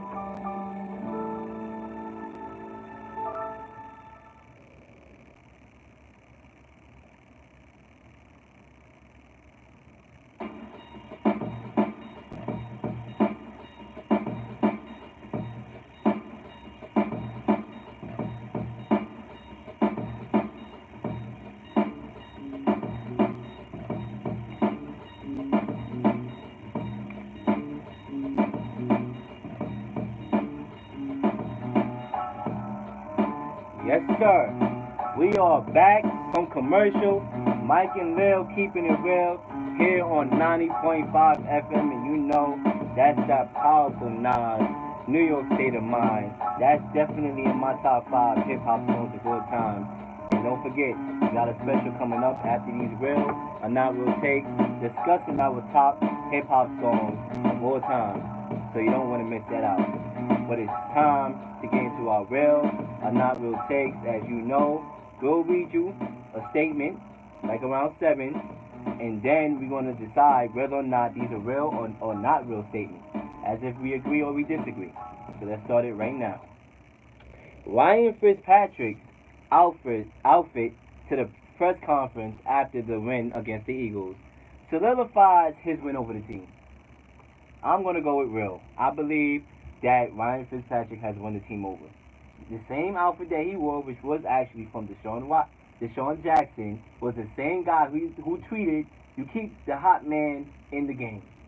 I think he won over his team with his performance. I don't see a scenario where Jameis Winston comes back and take over that franchise. If it is, then that's obviously stupid and dumbfounded. This guy is balling out of the beamer right now. He got his own name, Fritz Magic, right now, because he is performing. He is slinging the ball over the field to Deshaun Jackson and Mike Evans. I mean, it's like Thanksgiving for these guys.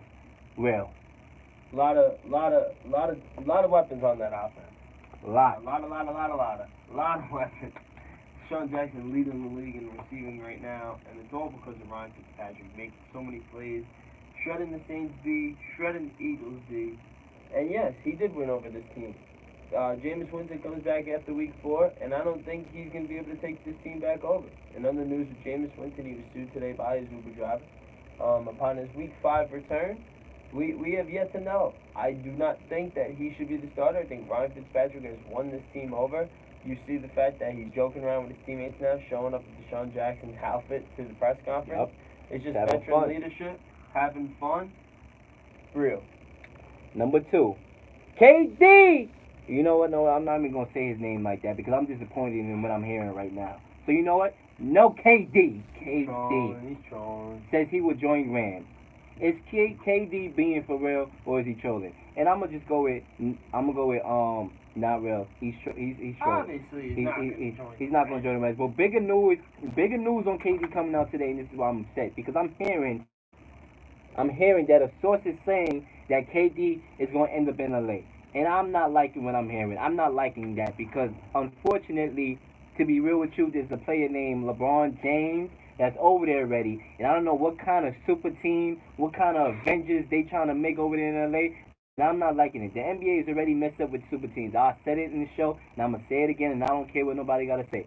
Super teams are not good in the NBA. It makes the game hard to watch. They're not a super team, but if KD goes there, I don't care who else they got on that team. Those are 2 of the best players in the world. To be on the same team, I'm not watching the NBA if he goes there. So hopefully that's not the case. And I know he's trolling when he's talking about the Rams. That's a not real thing. I don't know what type of reaction he's trying to get. The fact that he's going to say, I'm going to join this top team because he did it with the Warriors. Is he trying to make a joke?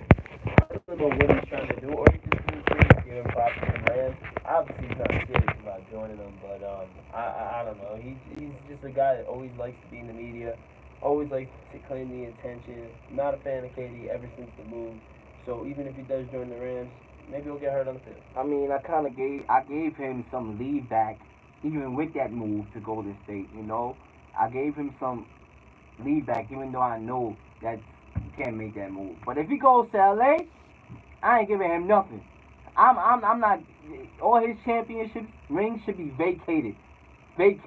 All right, almost like he's in the NCAA and he had a major violation. It should be vacated. I'm just being real here. I'm being real here. And LeBron James, you're not out the picture too, because if you're convincing this guy to come over here, you just as weak as he is. And I'm gonna keep it real. I don't care. All right, I really don't care. A lot of people, they don't like to speak out against players that they look up to, and it's understandable. But we here, we call Mike and Leel for a reason, because we keeping it real. That's why the show name is what its name is, okay? But anyway, moving on. Number 3, Jimmy Butler is meeting with Minnesota. I believe the meeting happened today, if I'm not mistaken, about the future of the team and possibly the future of Jimmy Butler being there. Do you think Jimmy Butler leaving in free agency? Do you think he's leaving in free agency in 2019? 100%, there's a big possibility. I think there's a huge possibility that he leaves Minnesota for another team, and I wouldn't be surprised if that team is the New York Knicks. Ooh. I think they are one of the main guys, one of the New York main teams that are trying to land him, and I think it's a perfect fit. And it's going to lead us right into our next one, right? I mean, I'm gonna go with real. I believe that Jimmy Butler is out, and I believe LA is also a destination too. LA is definitely a big possibility, but maybe Jimmy Butler will team up with Kyrie, and maybe they may go somewhere. Can I hear that New York State of Mind, please? Yes, sir. Maybe New York. Remember I said it's about time the Knicks do something. Y'all heard it on my intro to this tune. I said maybe it's about time the Knicks do something, and it's possibly gonna happen. Maybe. But we're gonna stay on this topic in our next real or not real take. All right. There's a talk. J.R. Smith says that the Knicks have a high chance of landing Kyrie. Do you think the Knicks have a high chance of landing Kyrie, Mike? Yeah. Yeah. I think so too, and I Mike. think they're going to. Oh. That's a hot take. I think they're going to. That's a hot take. I think they're going to go hard into free agency. That's a hot take. He's leaving Boston. He's going to leave a championship level team in Boston to come to New York to save us to lead us to the promised land, Mike. Kyrie, healthy KP, and Jimmy Butler, and that's how the championship contender? Let me hear that beat one more time, please. New York State of Mind. New York State of Mind. We keep it real here. Not a Knicks fan. Not a Knicks fan. Ain't biased. He's not a Knicks fan, y'all. But he's still New York State of Mind. I believe that it's a possibility. I'm going to go with real because I believe there's a possibility. Do I think it's going to happen? I don't know. I'm 50-50 on the situation. Though. But it's a high probability. Therefore, that's a real take. Luke Walton thinks the Lakers is a championship contender. Is he keeping it real? Any team, wherever LeBron is, there's a championship contender. This man's been in the last 8. So you cannot count him out. I'm going to go with not real. I don't think they're a championship contender. I believe they're a playoff contender. I believe they're a playoff contender. The same thing about the Cavs last year. You're going to say this team is not better than I thought that the Cavs was going to make it all along to the finals. Except, like, once the, injury, I thought the Celtics was until the injury. But the East was still weak. Even though it got better, it was still weak. It was always a possibility. In the beginning of the playoffs, the Cavs did not look anything like it. Yeah, but I thought they was going to find whoever LeBron is championship. I'm going to go with not real. Listen, we dealing with the big dogs now. We in the Western Conference, okay? It's not no East. It's not no weak East. With teams with a lot of unexperienced guys and stuff like that. We dealing with the wild west here, okay? You got the Rockets, who are a clearly better team than LA. You got the Warriors, who's a clearly better team than LA. I believe they're all playoff contenders. My squad. The Pelicans? Mm-hmm. Nah, I think the Lakers is better than the Pelicans. Yeah. Don't forget about it. I believe they're a playoff contender. But we talking championship contender here. And that's why I'm going to go with not real. I don't believe they're the championship contender. I'm going to go with not real. At least not this year. Maybe when they get a max free agent in the future. Probably they will be. Number 6. Dwayne Wade announces he will return for one more NBA season. Will he be missed? 100%. one of the best players in my childhood, growing up to watch Dwayne Wade. People forget how good he was. People forget how good he was before LeBron. Before LeBron went to Miami, Dwayne Wade was the man. I mean, he still was the man, of course, when LeBron James went there in the Big Three and all that, and that started that era. But Dwayne Wade was one of the best guards in the league. I mean, this guy was just unbelievable. If you haven't, look up some of those highlights from those seasons. It's 2005 years, 2006. No, I'm sorry, I'm bugging. In 2006, yeah, that was a good season for him. I mean, 2007, and then before the Heat came together, before the Big Three, Dwayne Wade, man, unbelievable. He'll be man.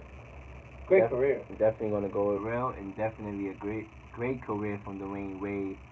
And moving on to our last real or not real take for the day. And before I get into this real take, I'm gonna just let y'all know here, I'm not the biggest conspiracy guy. I believe in certain things. I believe in certain things, and I believe that some things are just out of the picture. With that being said, Eminem has a line in his, diss track to MGK, right, or whatever his name is, where he referred to Diddy putting a hit on Tupac. Does this leave you suspicious, Mike?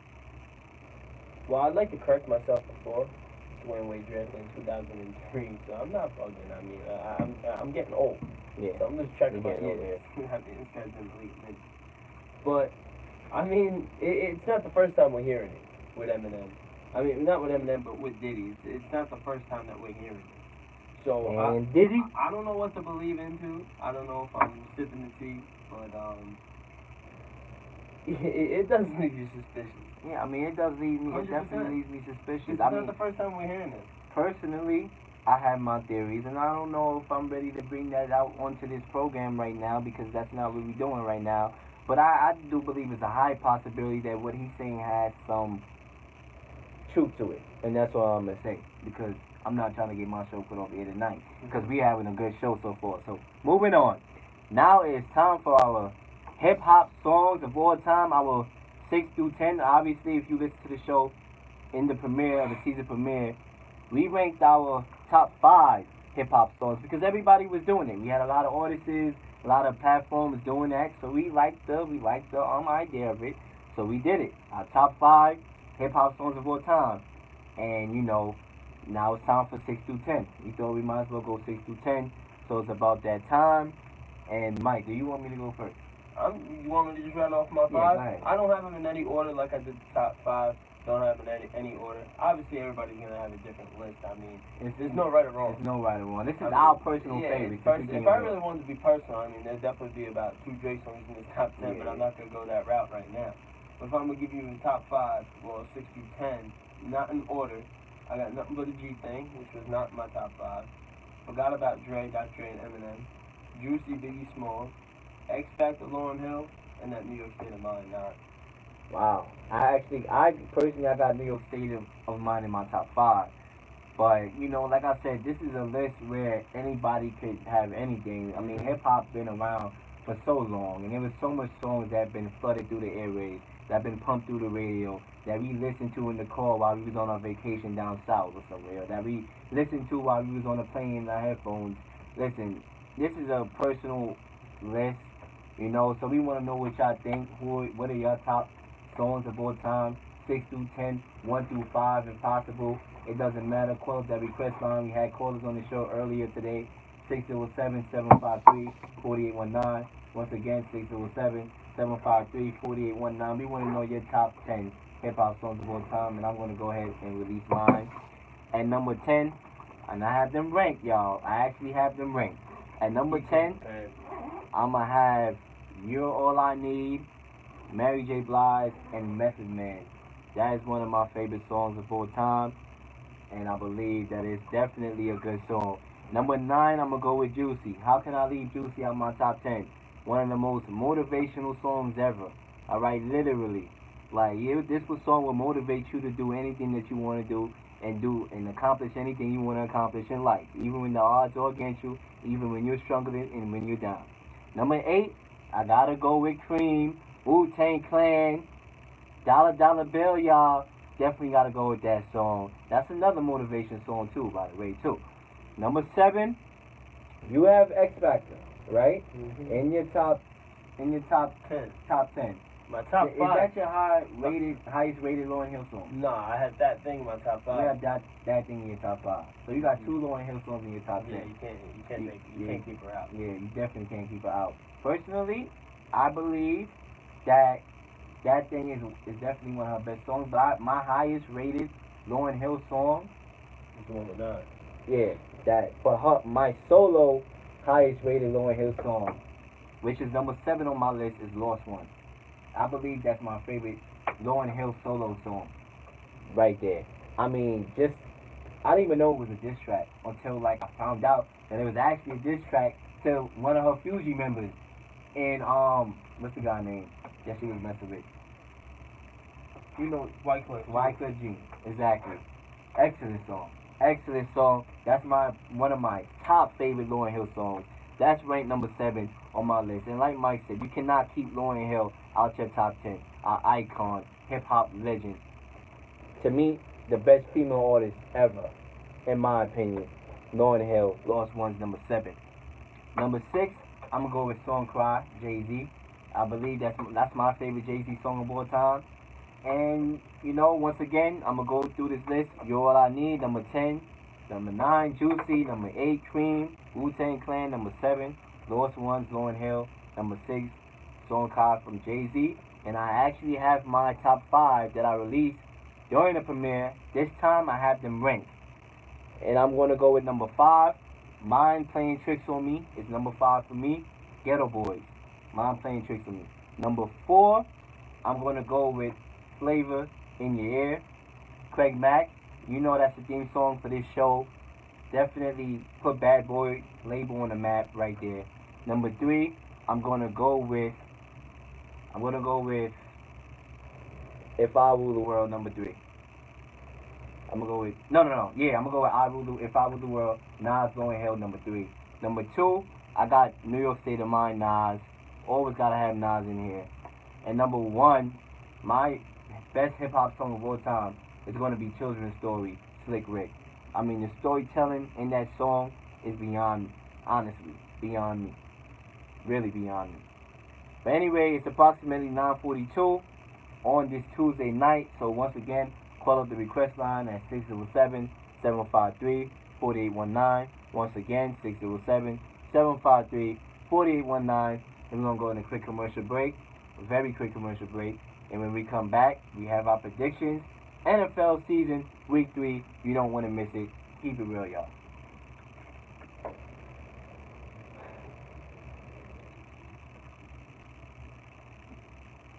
But can you find one good clipper in this house to cut it with? I bet you look hard enough, you find 2 good clippers around here. Look at you looking. Yeah, that's right. Oh, yeah? Yeah. Where? No good clippers. Maybe you don't need the coupons.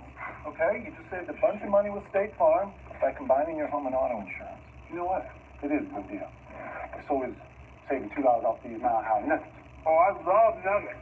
Cut costs, not coupons. Save with State Farm. Yo, what's up? Okay, look, but don't look, but look. DeAndre Jordan. Oh, yeah. Blake Griffin. Shorter than I thought. I know, right? We got robbed. We've been robbed. Hey, what? We got robbed. What? My rings are gone. You ain't got no rings. Sure don't. Don't worry, Mr. Super. If you ever do get a ring, State Farm can cover your jewelry in case of a robbery. Mama's got no rings. Really, baby? I want a ring. Somebody need changes, baby. State Farm, keeping your home court covered. The new Go90 app on Verizon has everything NBA, so you can watch Kyrie Irving highlights without using data. If you want even more Kyrie, you can watch heart-pounding 9...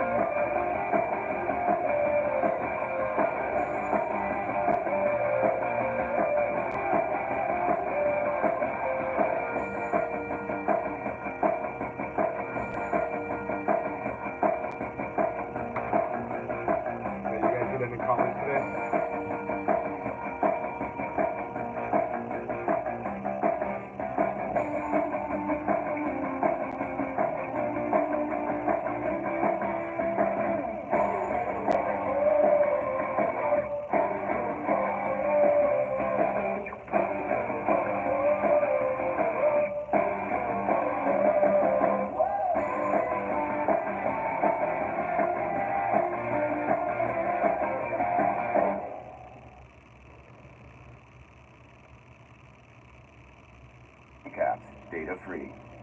Still not enough, Kyrie? Go90 has exclusive insider footage of Kyrie folding laundry. No data required. That must be my day. Keep up with all the sports you love with the Go90 app and Verizon. LeBron drives a Kia like I fly a spaceship. At Norvina One. That's great news. I mean, my Kia K900 is a marvel of space age technology, and it flies. But you literally fly a spaceship. And I've always wanted to go to space. I'm on my way over. At Norvina One, prepare for launch. LeBron is en route.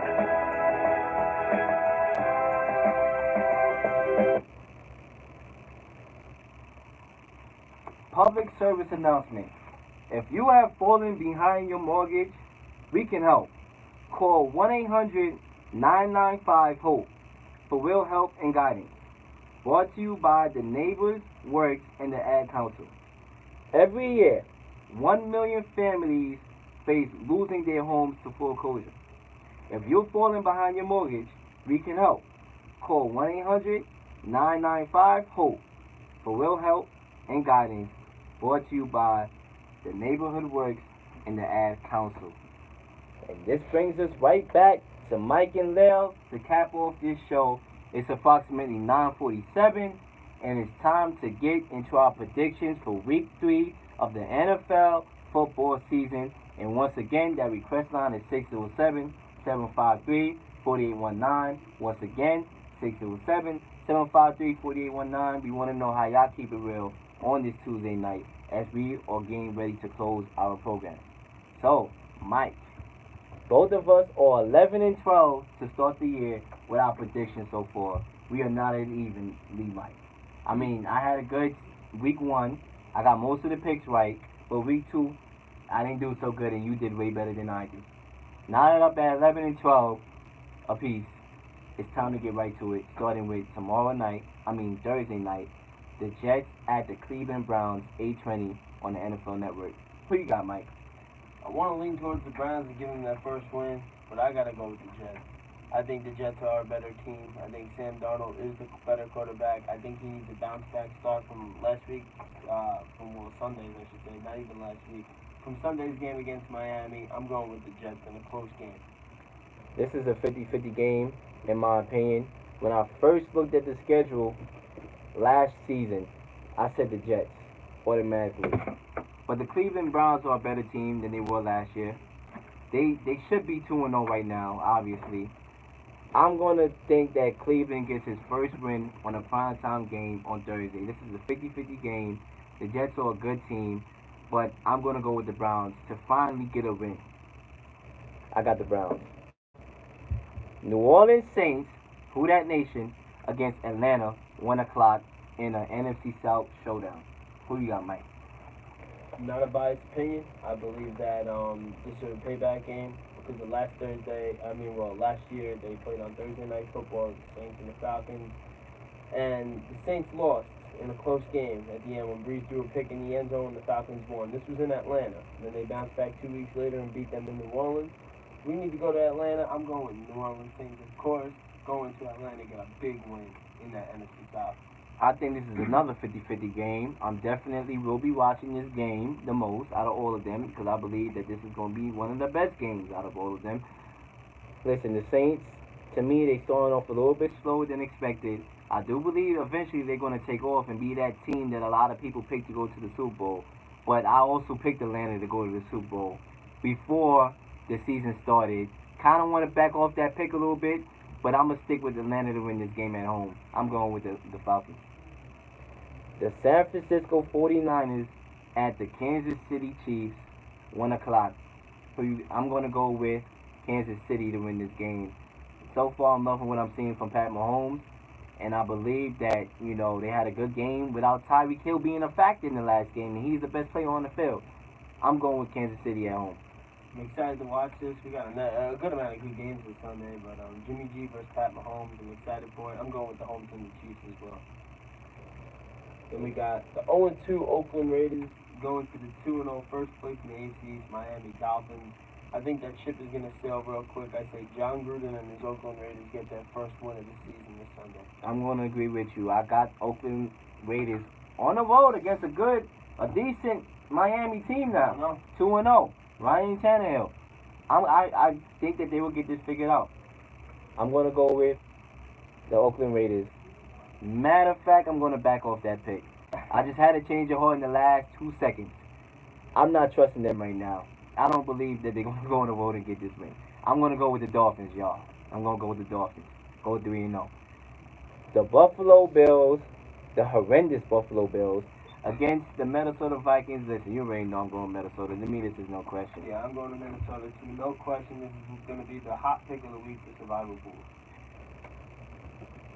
The Indianapolis Colts against the Philadelphia Eagles, the defending Super Bowl champions. With Carson Wentz back under center. Definitely going Eagles too. I'm going Philadelphia. Carson Wentz is back. I know Philadelphia's excited. They're home. The Eagles are excited. The star quarterback is back, and I'm sure he's going to prove it on Sunday. Wentz versus Luck. It's going to be a good matchup. Yes, for those of y'all don't know, Carson Wentz is back, baby. Going with Philadelphia. The Green Bay Packers at the Washington Redskins. Another trap game. It's another trap game. I think it's going to be closer than what people think. Yeah, it is. I'm going with Green Bay on the road, but I think Washington's going to give him a fight for his money. It's going to come down to it, and I have a feeling it's going to come down to Mason Crosby, who missed a big kick last week on Sunday. Missed a big kick, and I feel like it's going to come down to his foot, and he's going to come in clutch, and the Green Bay Packers going to win a close one. I agree with you totally with what you just said. Going Green Bay. The Cincinnati Bengals at the Carolina Panthers. Yeah, a pair of 2-0 teams. Well, no, the Panthers are 1-1. Right, they lost to Atlanta last week. Cincinnati, 2-0. Yeah. Do you Trap think game. 3-0? I don't trust Cincinnati as much of, I don't know, as much as I love AJ Green, I just can never trust Cincinnati. I never do. I think Carolina is the better team. They are at home. I'm going to go with Carolina, but I think, again, this is going to be another game closer than it appears. It's going to be closer than what people think it is. So I'm going Carolina at home. Cam Newton, Christian McCaffrey, he's going to get the ball in his hands.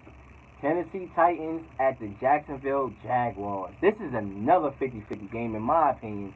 It's just rough that there's no Mariota. Yeah, it is, but I do believe that the Tennessee Titans could compete, especially because it's a conference rival game. It's always going to be competitive, in my opinion, but I'm going to go with Jacksonville to win this game. No doubt. I'm going with Jacksonville because that defense is going to be too much for Blaine Gabbert. The Denver Broncos at the Baltimore Ravens. What do you got to win this game? I'm going to go with Denver.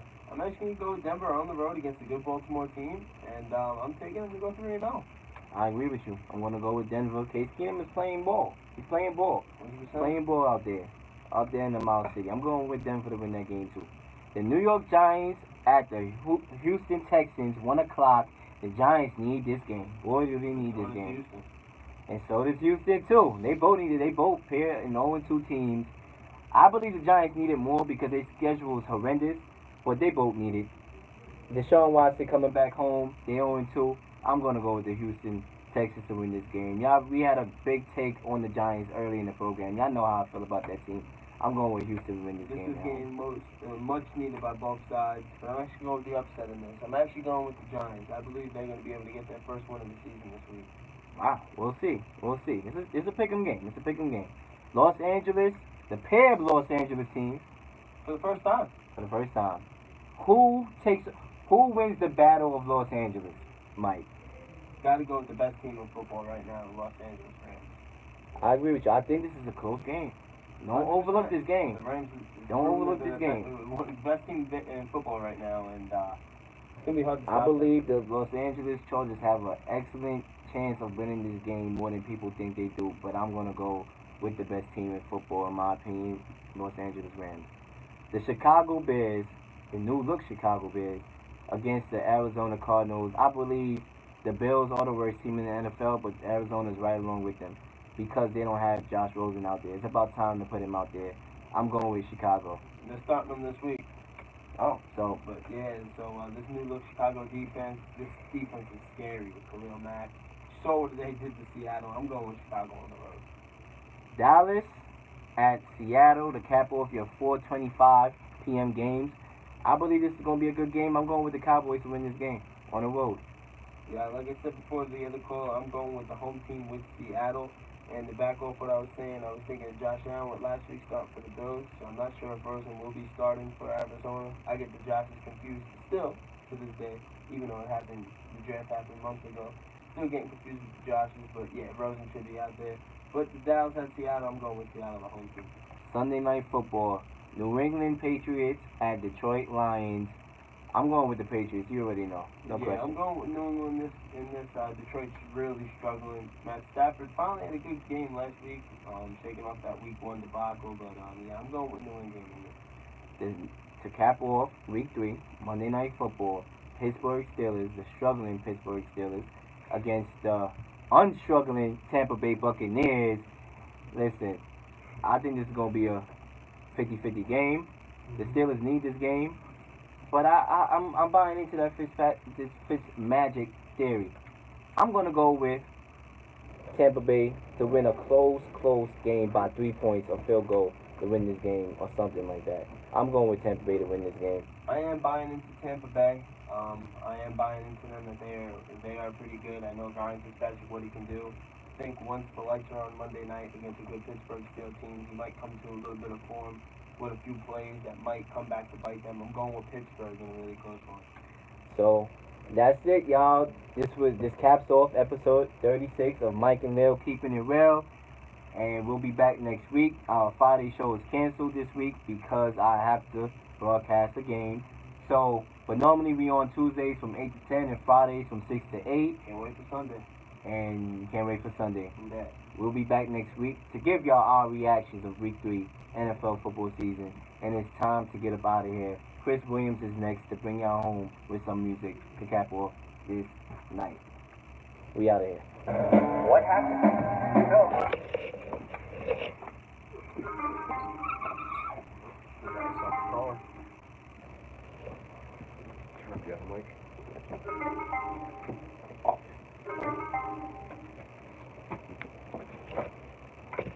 WSUC, how you keep it real? Keep it real? You guys off air now? Yeah, we getting off air, but we can take one more question. How's it going? I'm about to say your top 10 in hip hop. All right, let me hear this. What you got? You guys got some of the old schools though. Yeah, can't go wrong with the old schools, man. They paved the way for the new schools. Cool. Yeah, that's definitely up there. That's definitely up there. The message from Grandmaster Flash. Flash.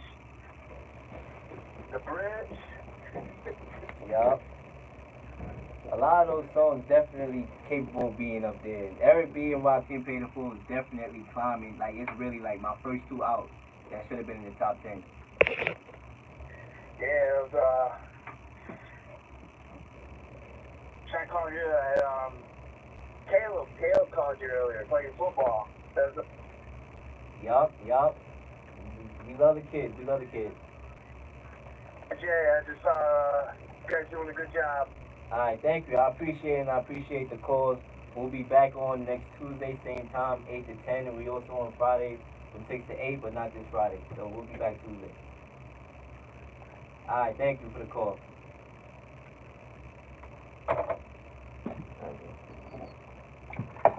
See you later, buddy. Alright, man. Good luck, man. Good show. I'll definitely be listening.